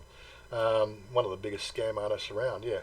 And he uses it, again, all I can think of is, I think Chris Bloor, I think of, what's that fucking thing that Morrison's involved with, Hillsong Church or something. Really? That's scary shit. Anyway, looks good. Problem I've got. You've got blonde hair. Yeah, okay. Blonde hair might be the downside about the whole thing. But yeah, so one of those things I could definitely consider it. And I'll also put a special request in. I'll have the actual number 666 tattooed in there as well. Just to really piss people off.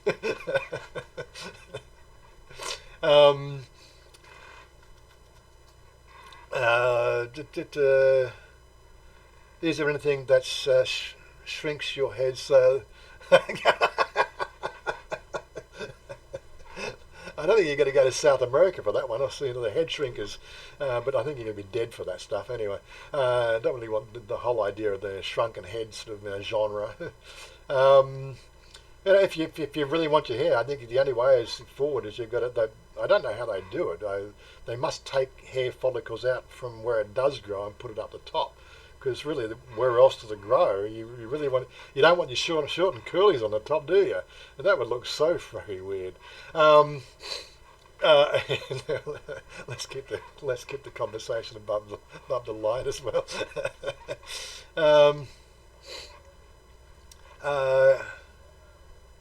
I want to know what your plan D is. I might make a video of plan D in my hacking Bangkok sort of thing, because it'll come. Well, I think we'll talk about that in those sort of videos. You know, what can you do in the sort of whole exit strategy? Darling, come here. People want to say hello before you go to work. Why you not go work here? 11:30, darling. Come here. Today go make beautiful. Go make beautiful where? Come. Wait. Come now. Now. Wait. Now. Why? Wait. People want to say hello. Come. You don't get to see her much on the live streams, but she's here. Come down. You can sit here. I cannot. You cannot sit here. No, I know you cannot sit here. Okay, so this one you can look at here. You can see you on. There she is. Hello. Yeah, say hello, Chanya. Hello. สวัสดีค่ะ There you go. Special guest appearance today for our live stream. Yes, this is the one. That's the live. That's live. That's the Streamlabs. What we're seeing now, so you can see the movement. This one here is what they're seeing in the delay. There we go. Darlo, he said hello. Savage Gimbal said hello. Hello. Make us say hello, Savage Gimbal. Make us say hello, Savage Gimbal. Say hello, Savage Grimble. Savage Grimble. Savage Grimble. I'm going to get that right. Savage Grimble. Don B, he said hello. Hello. Don B started saying hello to Andy Stubbs. So where you go today? Where you go today? You want me to say? ไม่ใช่ what to say She wants me to do it too. No way. No. You don't want to tell me. I know where she's going, but she also wants me to go. She wants me to go and have these lines done as well, you know. But I said no, I'm not spending that sort of money on that sort of thing. Yeah, I like my smile lines. And today is our 11th anniversary from the day we met. Yeah. So I put in the Facebook. You put in the Facebook, did you? I'm not looking at Facebook. I mean, watching the stream. Yeah. So today is the 18th of January. It was this day 11 years ago when I first met my girl. 11 years ago, yeah. Yes. You love me? More every day. Jump on. Now I have lipstick. No have. Good. And you tell me what you think about my beard. What you think? What they want to know. But in myself don't lie. Why? And now you lie, I lie too. Okay. You think it's okay now? Yeah. So it's okay. Don't worry. But first, you just start. You have make me hurt. When you put in my first week was very, very scratchy. Yeah.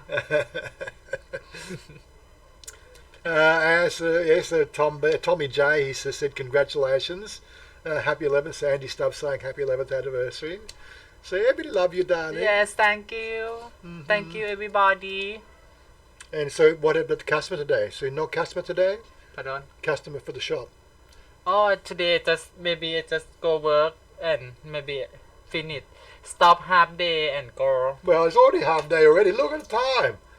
No. 11:30 already. Go to work. Go to work. Today I have had to go make some beautiful, but I want to take you go, but I don't want you wait me for a long time. I think to take my friend. You want to come to wait? No. I do. You don't love me anymore. Today 11 years Go, you know everything. You know when I make something wait for a long time, but you don't want to take me go like that. You're not need, darling. You waste your money. Waste money. Only 1 year, 1 time, okay? Botox have every 6 months you want Botox. It's okay, not say. I just told you before, just secret, not tell everybody. But now you like still tell people. Oh, I try.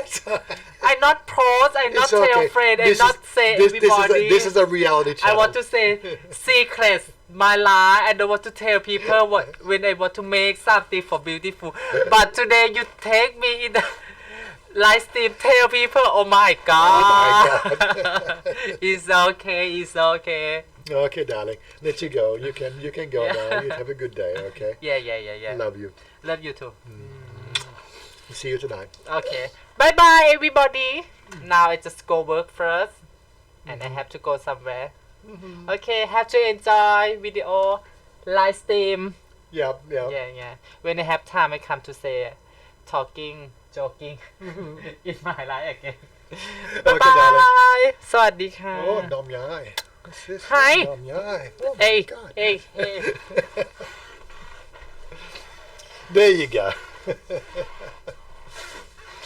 A little bit of fun for the afternoon. Yeah, so we're coming up to what? Coming up to 20 or 25 minutes to 12. Yeah, she should have been at work an hour ago. Yeah, she did the colour, what, 2 or 3 months ago. I quite like the colour. I think we've actually talked about doing a blonde thing as well. Actually, I have something on my Flickr. If I go back to my Flickr.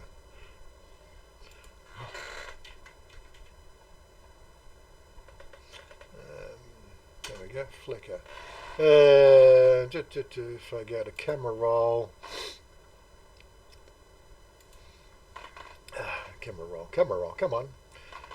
When was it? She did, well, I know we did something, oh God, scrolling all the way back, so when she came out here in January 2011, wasn't it? February 2011. Oh, 2011, February.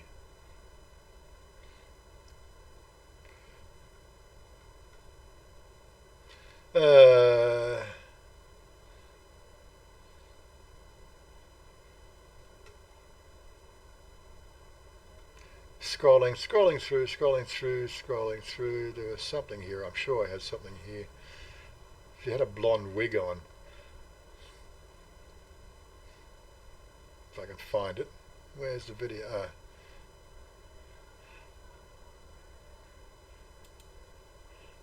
There we go.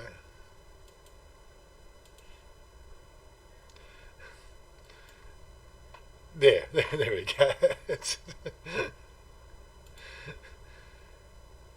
I don't know. It's blonde. Okay, it's a wig. It's not really blonde, but she's got. That's when she had her braces back then as well. No makeup and everything else. But yeah, I don't think we can go that blonde. I think that's just a bit too blonde. But at the time, she was. No, it's another. I wouldn't mind a cherry blonde, sort of. That might be interesting. That'd be an interesting colour. Anyway, enough of our hit. Those photos. Like you walk and they go and look at my Flickr anytime you want, and subscribe. I do put my photos up there. Got 17,000 photos on Flickr, so it takes a while to go through the collection.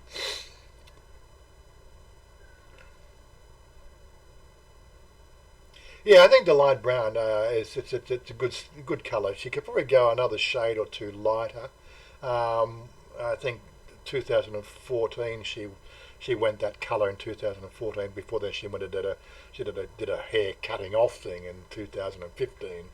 In 2014 she girls go through this stage, they want to do things with their hair. But anyway, she had a lot lighter brown back then. I thought it actually looked really good back in those days. And she's now going back that way. But yeah,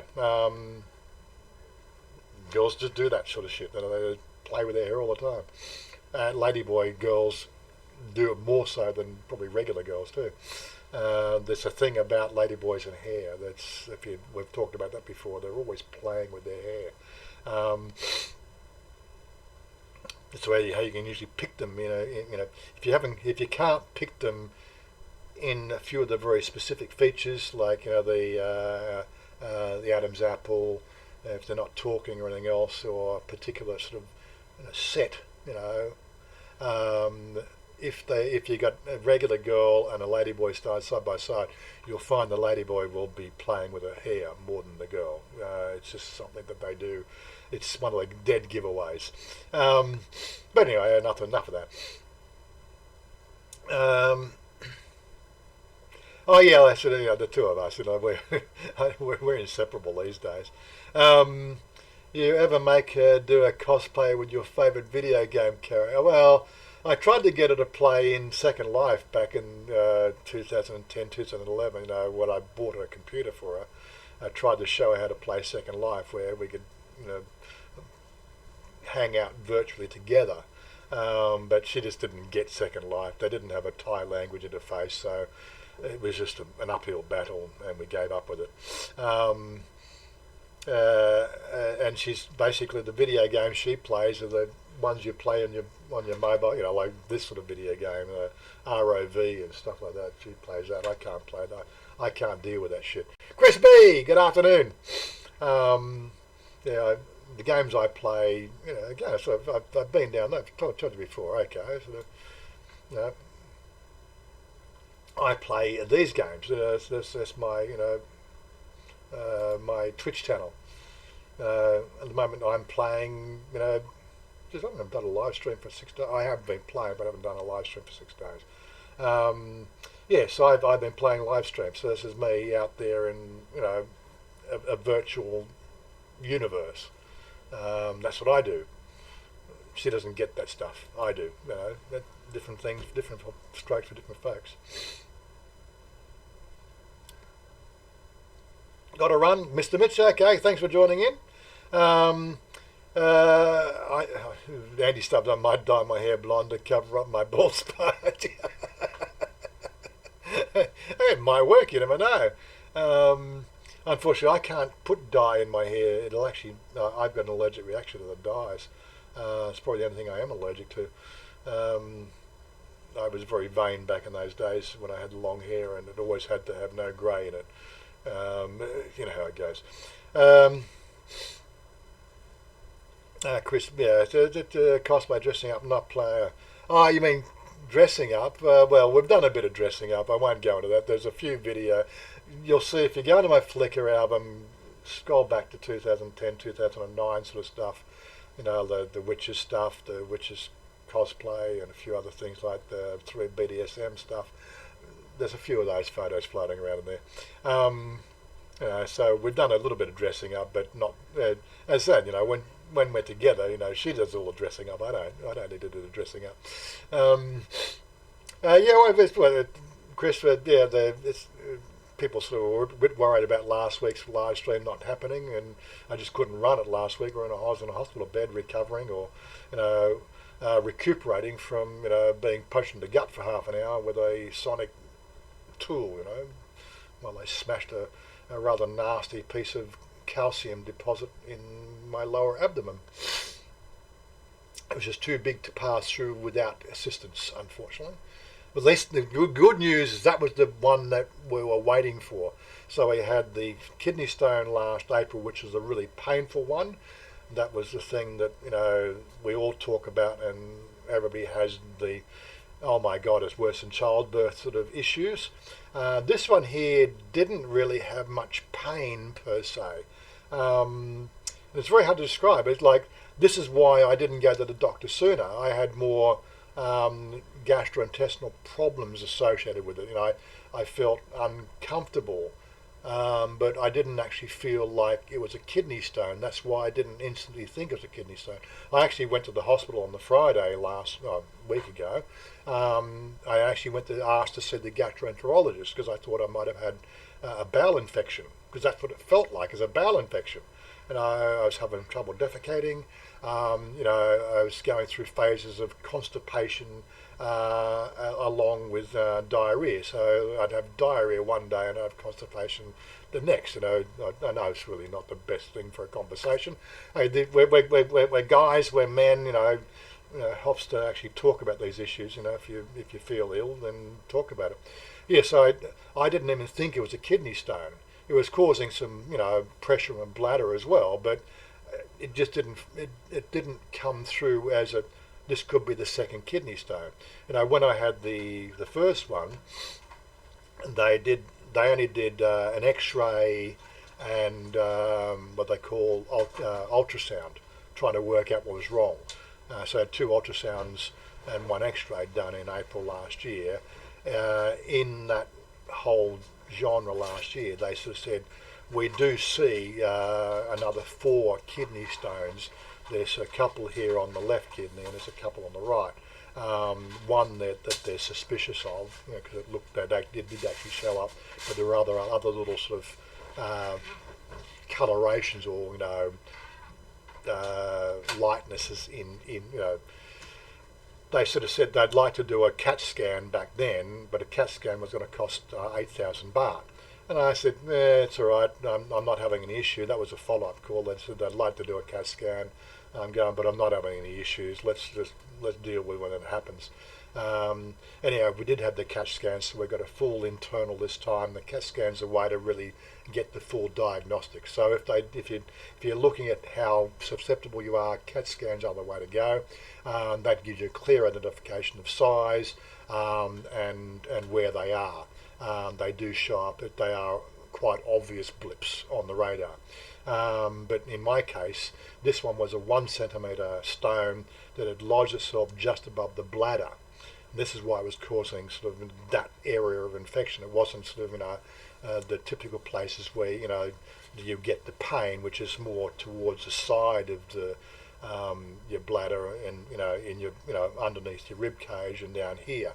That's where you'll get your most pain from kidney stones as they're going through the ureter tube, because ureter tube doesn't really deal with something of that nature going down that tube. It's only about, as I said, at normal sort of size, it's only about 4 or 5 millimetre in diameter, and if you're pushing a stone down there, it causes some severe pain. Anything over 5 millimetre in diameter won't pass through the opening into the bladder, and that's the pain that's associated normally with having a kidney stone. And then of course you need to piss it out again. That's the second. So you go through these 2 phases of rather extreme discomfort.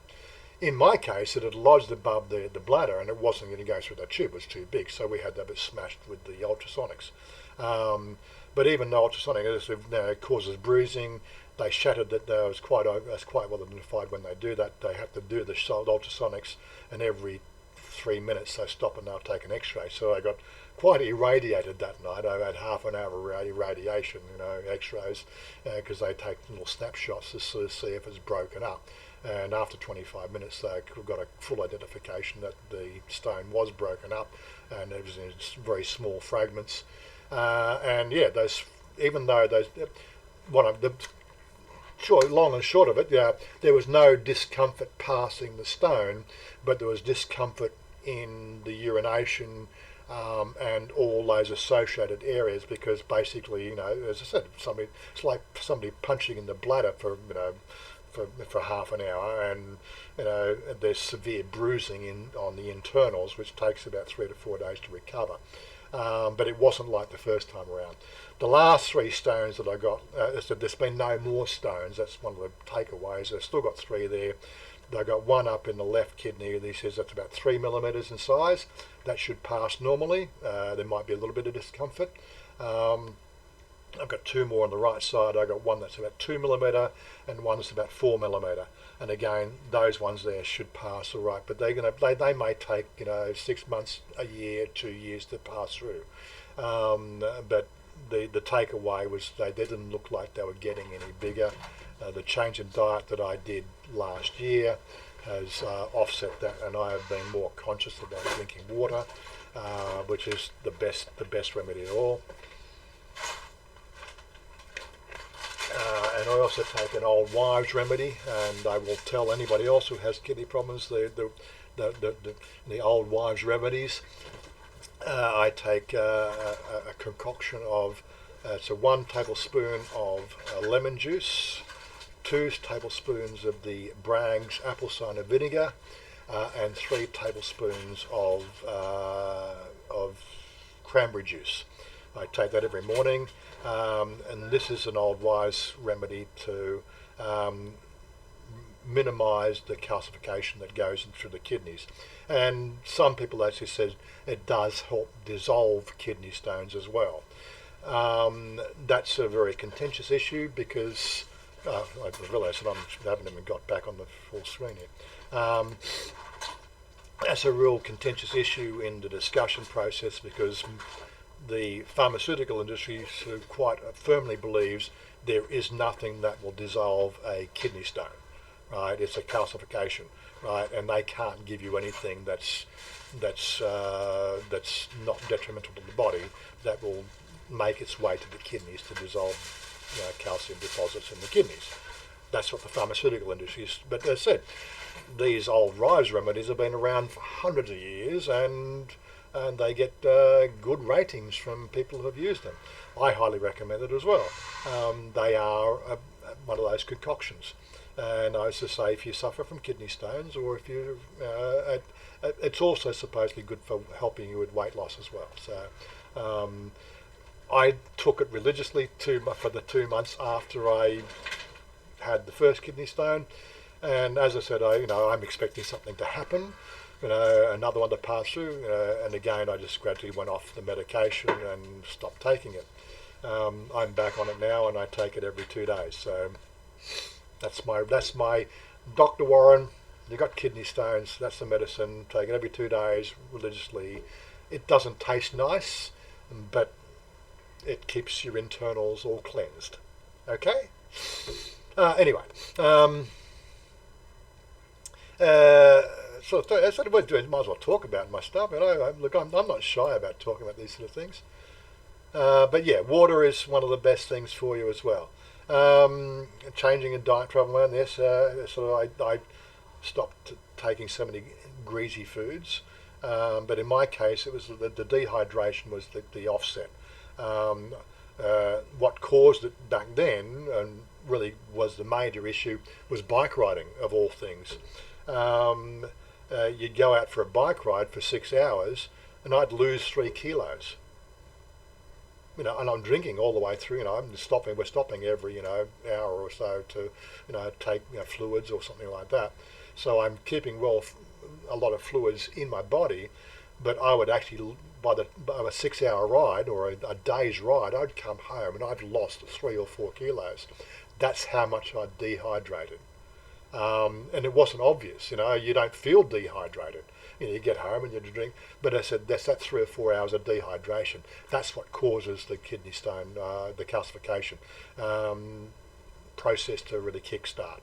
And so basically my bike riding is what caused it.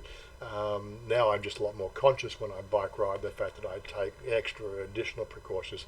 I actually satiate, I drink more than I can deal with. To the point of the fact that I'll have to drink water and I'll have to go and pee, just like when you're out on a drinking night with beer, I'll stop at a place and I'll drink, a big bottle of juice before we head off, and then to the point that I have to also go and pee as well, that's how much I've got a way of dealing with the bike riding, in other words.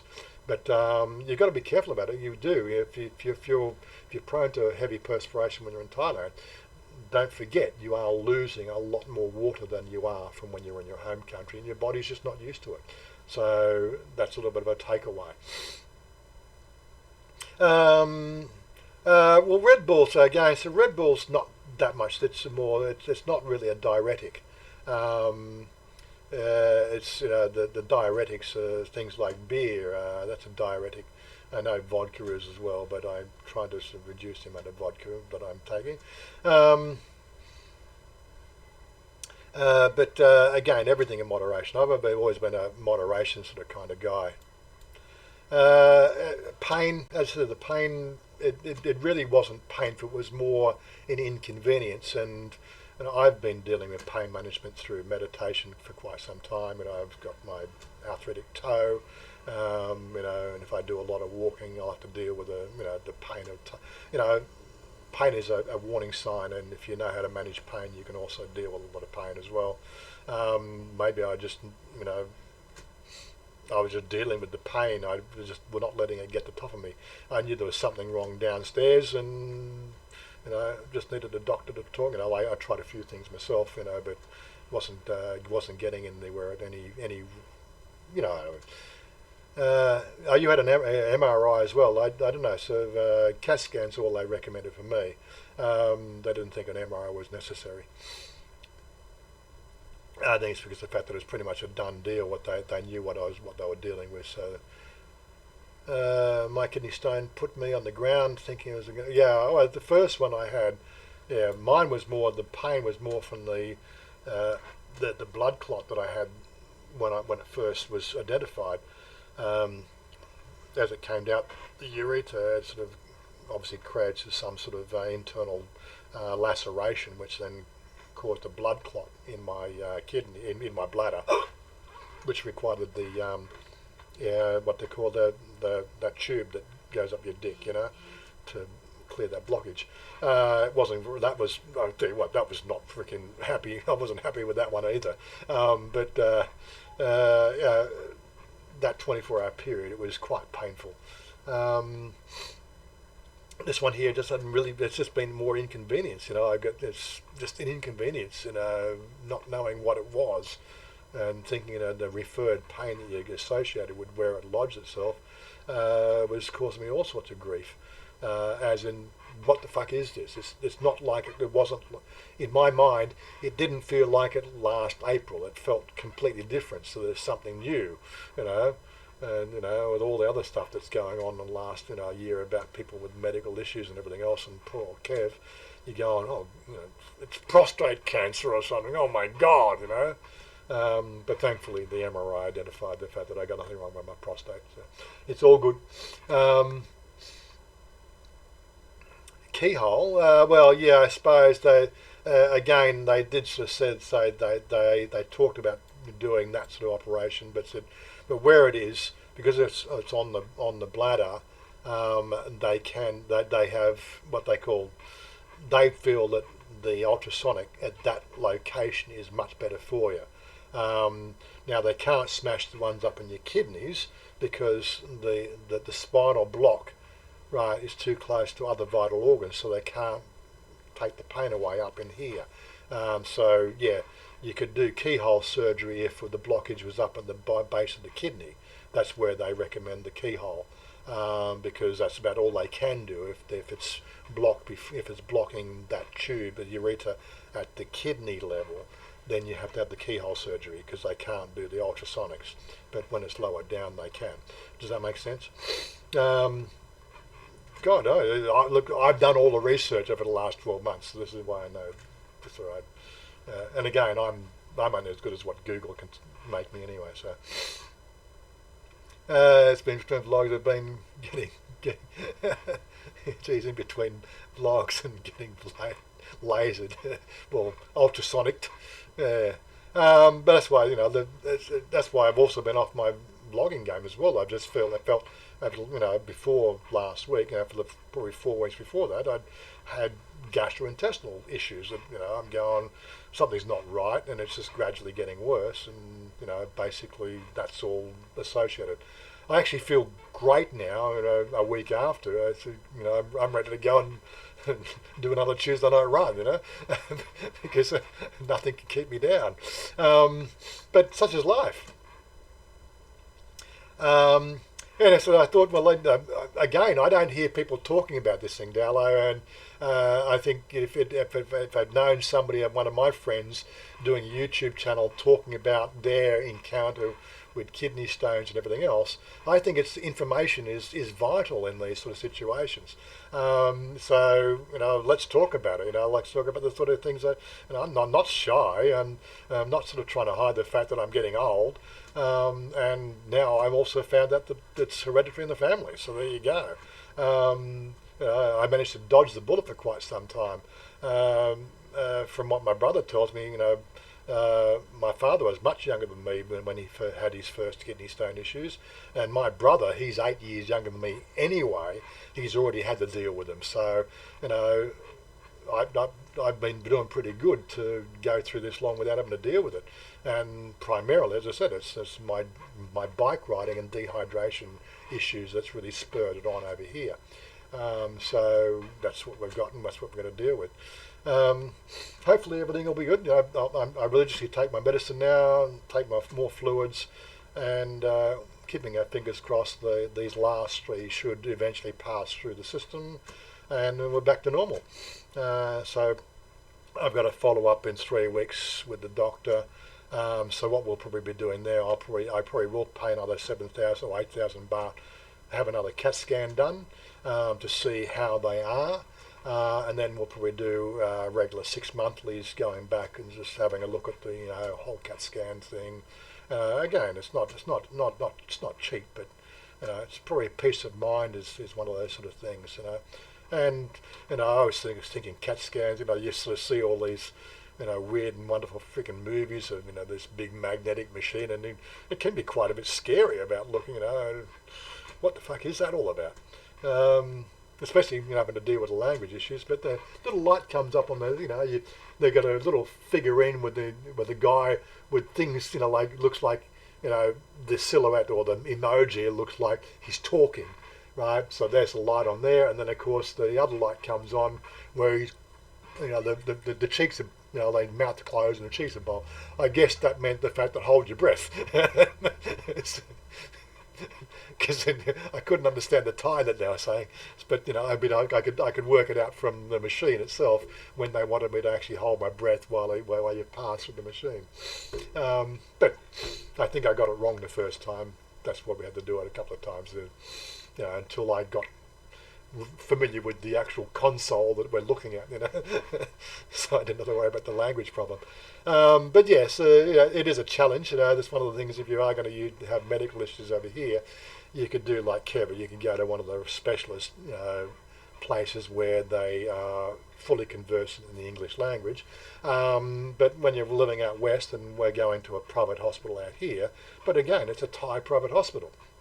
The doctors themselves are pretty good on English, and I remember going into surgery, like even the surgeon, who ran the machine, he said potai dai.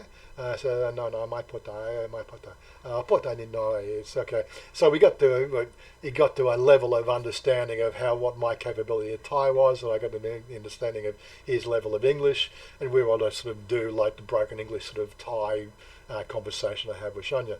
So that's where I am with my Thai language. But he gave me the full rundown, and I felt comfortable that he knew what he was doing, and I felt comfortable. I didn't they're checking my blood pressure every 5 minutes, and I was quite at ease with the whole operation. When they actually I think the only inconvenience, the weirdest one is that spinal tap that they do, or I think it's in women's terms as an epidural. When they have babies with epidurals, that must be freaking so weird. Just to have absolutely zero feeling below your waist. So you can push, but you won't feel whatever's passing through your legs. Yeah, scary stuff. But yeah. It is the weirdest thing, if you ever get a chance to go through that, don't deny it, but it'll really wake you up to the whole thing. So pain. I wonder if any. And well, that's the thing. So I don't think they're really big enough to make a necklace out of, unless of course they had the keyhole surgery. But it's not like they're not like pearls or anything. They are crystalline structures that have sharp edges on them. So that's what they can do as they go through the ureter, and through the urethra, they can actually lacerate, and they can cause internal bleeding.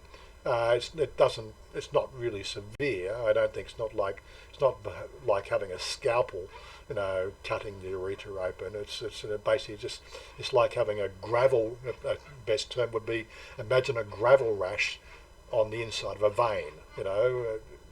If you try to visualize something, it's and that's it. It causes a blood letting, like you do with a gravel rash, and that of course gets in the kidneys and in the liver and mixes in them with the urine and discolors your urine, and it goes a bit cloudy and all that sort of stuff. So cloudy urine, see a doctor, right? If you're sort of seeing if you've been drinking a lot of water and you're seeing a brown tinging in your urine, right, or a darker coloration in your urine, and you know that you've been drinking a lot over the last few days, go and see a doctor. These are all the telltale signs, which I don't think are very well described in all the journals that I've read over the last year. They don't really give you enough of this, how to detect kidney stones, because as I said, this second one had absolutely no problem passing it from the kidney down to the top of the bladder, which it lodged just on top of the bladder, and I had full urine flow. Right? So it's just one of those weird ones. It just is causing other inconveniences, down below. So it's just weird, it just didn't really sort of strike me as anything that I should worry about. Good luck with the kidney stones. Well, that's it. It's again, we're guys. We tend not to think of our body as much, and we tend to overlook some of this obvious stuff. That I suppose, my problem is my mother was a hypochondriac, right? I was diagnosed with asthma up until the age of 15. Subsequently, when I was given my own ability to make my own choices, I started smoking when I was 15, right? And for some reason, my asthma went away. What it was is the fact that I didn't really actually have asthma. I had what they called gastrointestinal reflux disorder, which causes acid to go up the esophagus, and it sits on your larynx, which causes a wheezing. And asthma can quite often be identified incorrectly, right, if you've got gastroesophagus reflux disorder.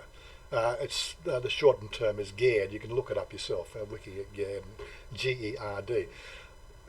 Totally freaky the fact that my surname is Gerdes, G-E-R-D-E-S, Gerdes. Oh my God, don't even go there. But yeah, so I have GERD, right, and I had that confirmed back in 1991 when I went back to England. We did 5 weeks in England. We did a trip around England, and just that change in diet caused a resurgence of GERD, because when you're young, you're going through this, but as you're getting older, change in diet can cause gastric reflux disorder. And I started getting asthma again. And I'm going, but I'd never had asthma. I'd already identified the fact that that was mum and her hypochondriac nature. There was always something wrong, and doesn't matter, like, go to the doctor, go to the doctor, go to the doctor. And it made me very anti-doctor, for want of a better word, because what does a doctor really know? The person who's going to know everything about you is you, if you're educated, right? You're going to be able to, you're the best person to do the best doctoring on yourself, as long as you know the right information. We just, as guys, tend to, be guys and fuck this shit, I'm not going to a doctor, and, ignore pains, ignore the headache. Like, okay, there is a hereditary, 3 of my uncles over the last 30 years have died of aneurysms. So although I get the occasional twinging headache, that's in my, I have sinus problems. I don't really get it much these days, but in Australia, throughout winter, I would get sinus problems all the time. But I used to think about the fact that, well, hereditary, on mother's side of the family, they've suffered from aneurysms. I'm having an aneurysm. Oh my God. Maybe I should one day get that checked out as well. But As I said, nothing's ever got worse. It's always just been, if I got a slightly stuffy nose and I get a bit of a headache, yeah, that's sinus headache. It's not an aneurysm. As long as you know what you're doing.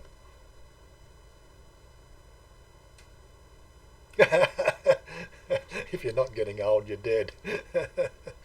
Anyway, so I think got to go, Della. Okay, hope you're on tomorrow. Hope you're on tomorrow. On what tomorrow? What am I on tomorrow? We only do the live streams. This one, they're only doing Saturday live streams now. Later, guys. Got to run. I may have to contact Stephen and try to pop into one of his live streams on tonight or tomorrow night. I'll see what goes on there. I tend to let Stephen do his own stuff. He's got enough people talking. More people talking on Stephen's live streams, and it can get quite confusing with everybody. All those multiple heads at once. Smash the like button. Yes, smash the like button before you go. So we're going to do a refresh. What have we got? 30 likes. There we go. That's the normal numbers we get. 22 people watching. Later, guys. See Andy. Smash the like. I'm back. I'm back. Quick McDonald's. I'm back. Quick McDonald's. Okay, that just doesn't make sense. I stay away from McDonald's. Anyway, where's we? That's so 10 minutes past the hour, and of course I've lost my music, my parting music. Let me just pip that in and get out of here. Receive it is Google Drive. Where are we? Where's my theme tune? Royalty-free music. Fat Rat. There's the time-lapse theme. Just bring that down there. Oh my God! Just because I went and opened up something before, didn't I? I should have used the other viewer. Anyway, just get that ready to play in a second. Anything else you want to talk about before I go? I do need to go and pee, so Troubling man, change your diet completely, go on a vegetable juice diet for 2 weeks, drink lots of water. First thing in the morning, cut out fried food, processed, etc. Drink lemon water and ginger. Ginger was another additive that I could have added to my little concoction, but I didn't have it. There was never enough reference to say ginger was doing much benefit. But ginger has some other good qualities as well. But yeah, I can quite agree, travelling man. That's not a bad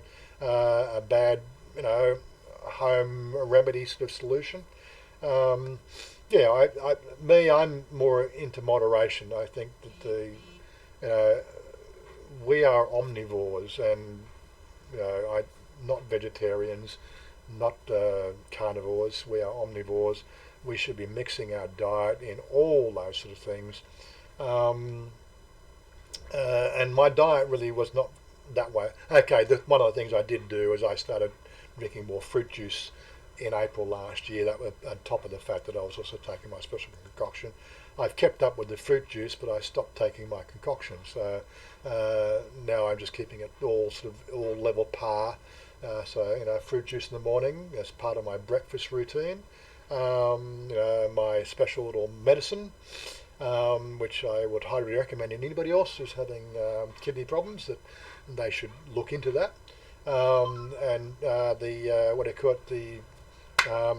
The Bragg's apple cider vinegar has a lot of other beneficials that you'll find written up about in different health journals. Some people sort of say it's good for weight loss. That helps boost your metabolism. That's one of the things we get as we get older, is our metabolism tends to sort of slip down a bit, a notch or two.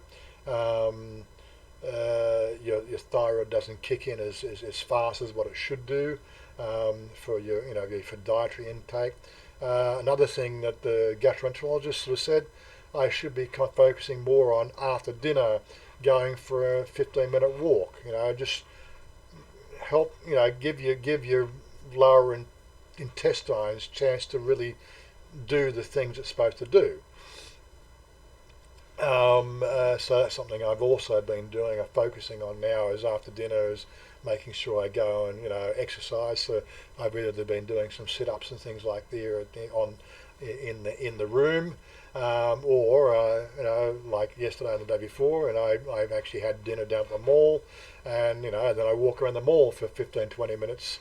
And then I catch the bus home, and of course I got the bus vibrations, and it helps with the digestion process, which is good because the fact that I haven't had to take any antacids for about a week, which is so obviously it must be on the mend in that sort of area as well. So it was the thing that kept my GERD under control. I had a couple of different drugs I take, what they call beta suppressors, beta blockers, which suppress the acid creation, and of course there's the acid suppression one, which is the ranitidine, which is I think we have a similar thing in Australia. It was what do they call it in Australia? Can't remember now. But yeah, so those help keep my GERD at bay. Stop the gastric reflux. But outside that, more exercise. So this is the year of focusing on the exercise sort of side of things, getting back into helping my body deal with the fact that it wants to crawl up and die, and then as you do, we take a sedentary look at life, a sedentary approach to life, and I play video games, so I'm sitting in a chair for 6 hours a day. Mind you, I'd go to work, and I sit in a chair for 8 hours a day, so nothing's really changed there. Those are sort of things you got to also think about, that sort of side. Nothing in my life has changed over the last, you might say, 20 years. Physical exercise time. One thing that has changed is the fact that you've got such a selection of great food over here. I tend to think that I eat more, right, and my weight gain happened because I stopped smoking. It would be 8 years ago now, coming up. Yeah, eight years in April was when I gave up smoking. So that's when I started stacking on the pounds or the kilograms. Just over 8 years.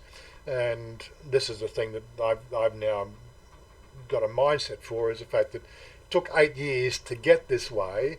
It's going to take 8 years to go back the other way, but it's going to take conscious effort, making sure I don't fill my plate, always, things I used to do religiously, always leave the table with a bit of an appetite. Don't gorge yourself, and unfortunately the food over here is just, it's to die for, you get a plate of food, you just don't want to waste it, it tastes so fucking good, it doesn't matter. Even the Western food, like, you used to eat, like pizza and stuff, and okay, Bambina's was a really good pizza, but, what they can do with pizza over here, even the pizza's different, it just tastes so much better. The Kentucky Fried Chicken, tastes so much better. The McDonald's just seems to taste so much better. I don't know. The burgers you get in Australia, like they'd have a couple of crumbles of onion and a couple of crumbles of lettuce. You get a Big Mac over here, you can't close the clamshell lid on the Big Mac because they shove everything on there, and it's they just do everything better when it comes to food. It's just Thailand. But again, even the locals, the local food stores, the street stores, you buy something and you just say, but it's too good to waste. And that's, you get into these sort of mindsets. Again, I just got to get back to having the smaller portions, right? Because I'm not rebuilding my body. I'm not sort of out there sort of breaking everything and require massive amounts of intake to replenish my cellular structure. I've got to be more considerate of that sort of thing. Anyway, earlier I said I had to go get some. Oh right, okay. I said that's what you're back from a quick McDonald's trip. Here's me talking about Big Macs. Yeah. Okay, so not sure it was mentioned earlier. Have you heard the health news? Yes, we did a bit of a rundown on Kev before, and we had a bit of a chat about that. I don't want to cover the whole thing again. We'll wait for Rob to do a video on it to really give everybody the whole. This is why we've been on the whole health thing this time. It's the bad news about Kevin, the quality of life that they now need to focus on rather than trying to get rid of the cancer. We did make a reference to the post that we put the post up there on the Thailand hub. So anybody who's on the Thailand hub, it's one or two posts into the thread, gives you the full rundown.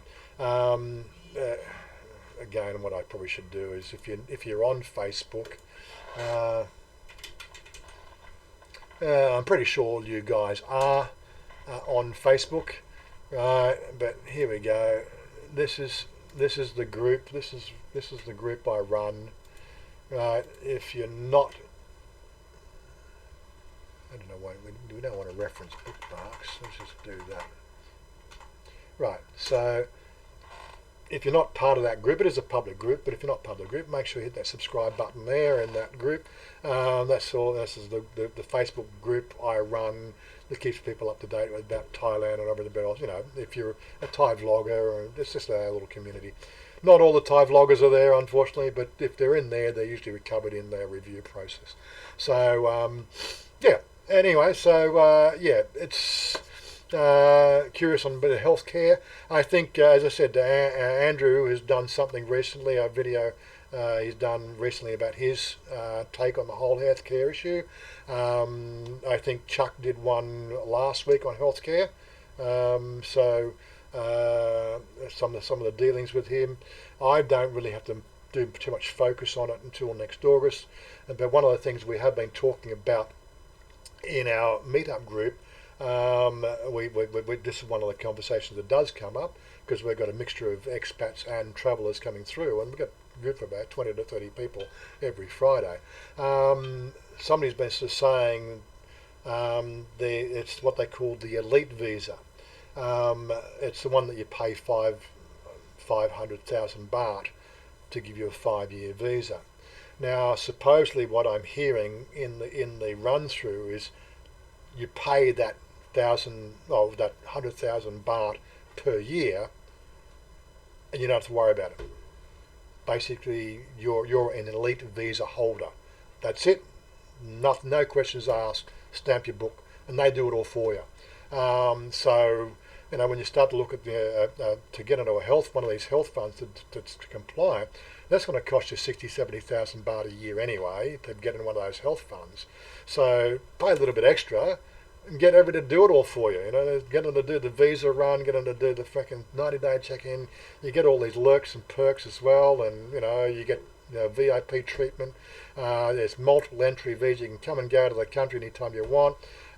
Basically, it's a definitely sort of one of those options that when you look at exit visas, entry visas, and all that bloody other stuff. Take care of it for 5 years, right? And you don't need to. They don't even ask to see your bank accounts, from what I've been told. Although I'll still leave my money in the bank account. I'm going to do some more investigation on that. I initially, when the lead visa came out, I heard a lot of negative stories about it's a service, it's not part of immigration.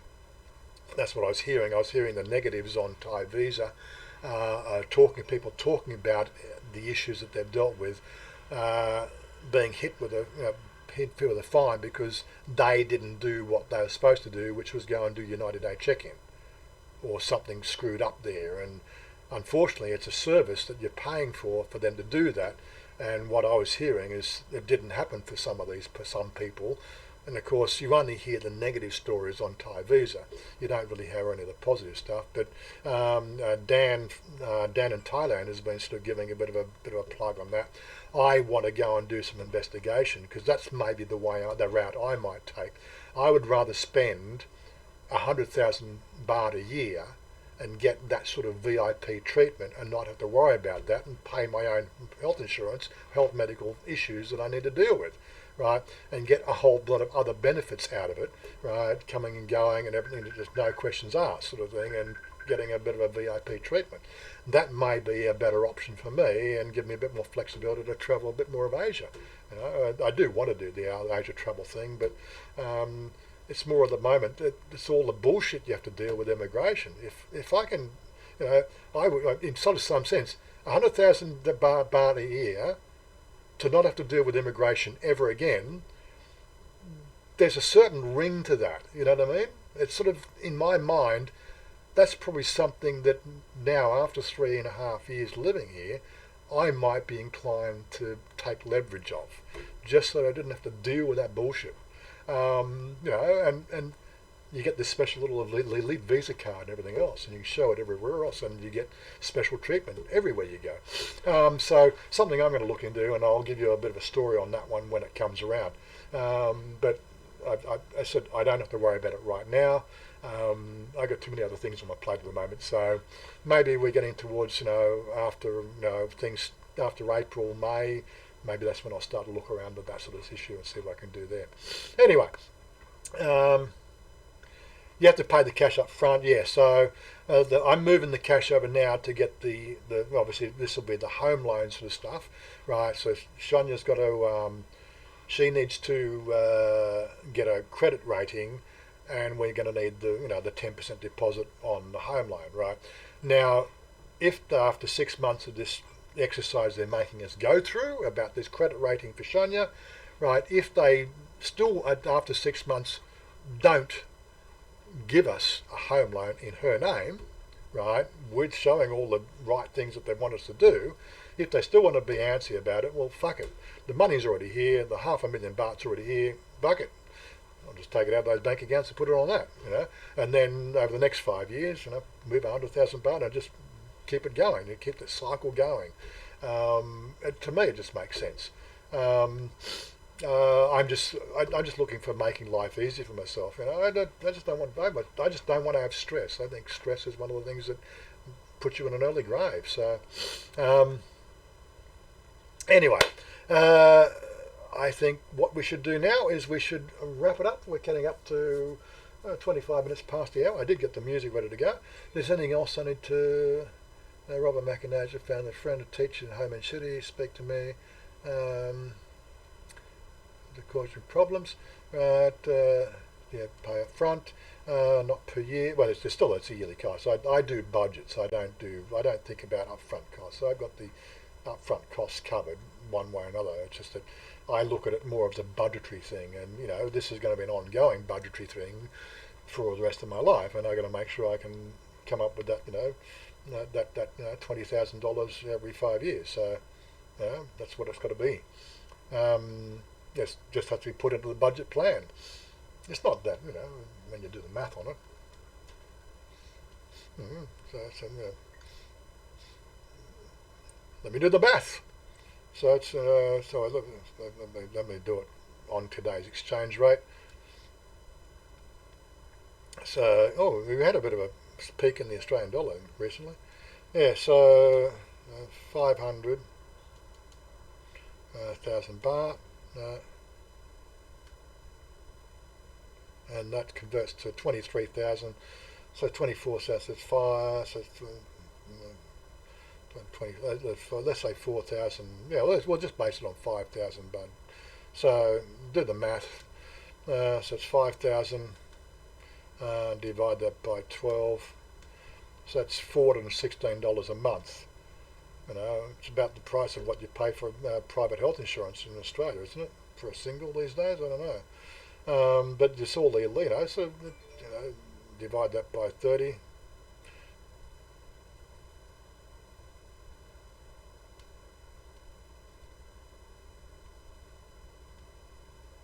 It's $15 a day for peace of mind.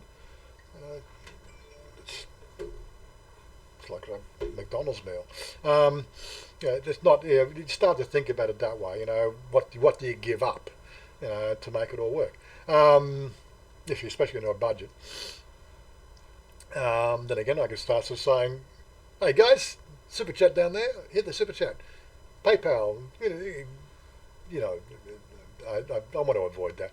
If you think I do a good channel, if you like what I do, then support the channel. You know, help me pay for my girlfriend's extravagant lifestyle. What else is there? Anyway, so for everything negative, change, positive, yeah, okay. Anyway, so look, I think we should wrap it up. I'm getting a little bit on the horse side. Thanks for joining me, guys and girl. I'm pretty sure we're getting any girls today. I didn't sort of see any of the girls come in or chat there anyway. But you're still watching. But I don't know where Stephen got to. Stephen hasn't showed up. He must be dealing with his mother. Anyway, thanks for joining us. Hit that thumbs up before you go. I'm out of here, and we'll catch you next Saturday. Peace out. Have a good day. Have a good weekend. Have a good year ahead of you guys. Let's get the music ready and rocking, and we'll catch up with you later. I still love this tune. It's really one of those tunes that just sort of fits everything, you know what I mean?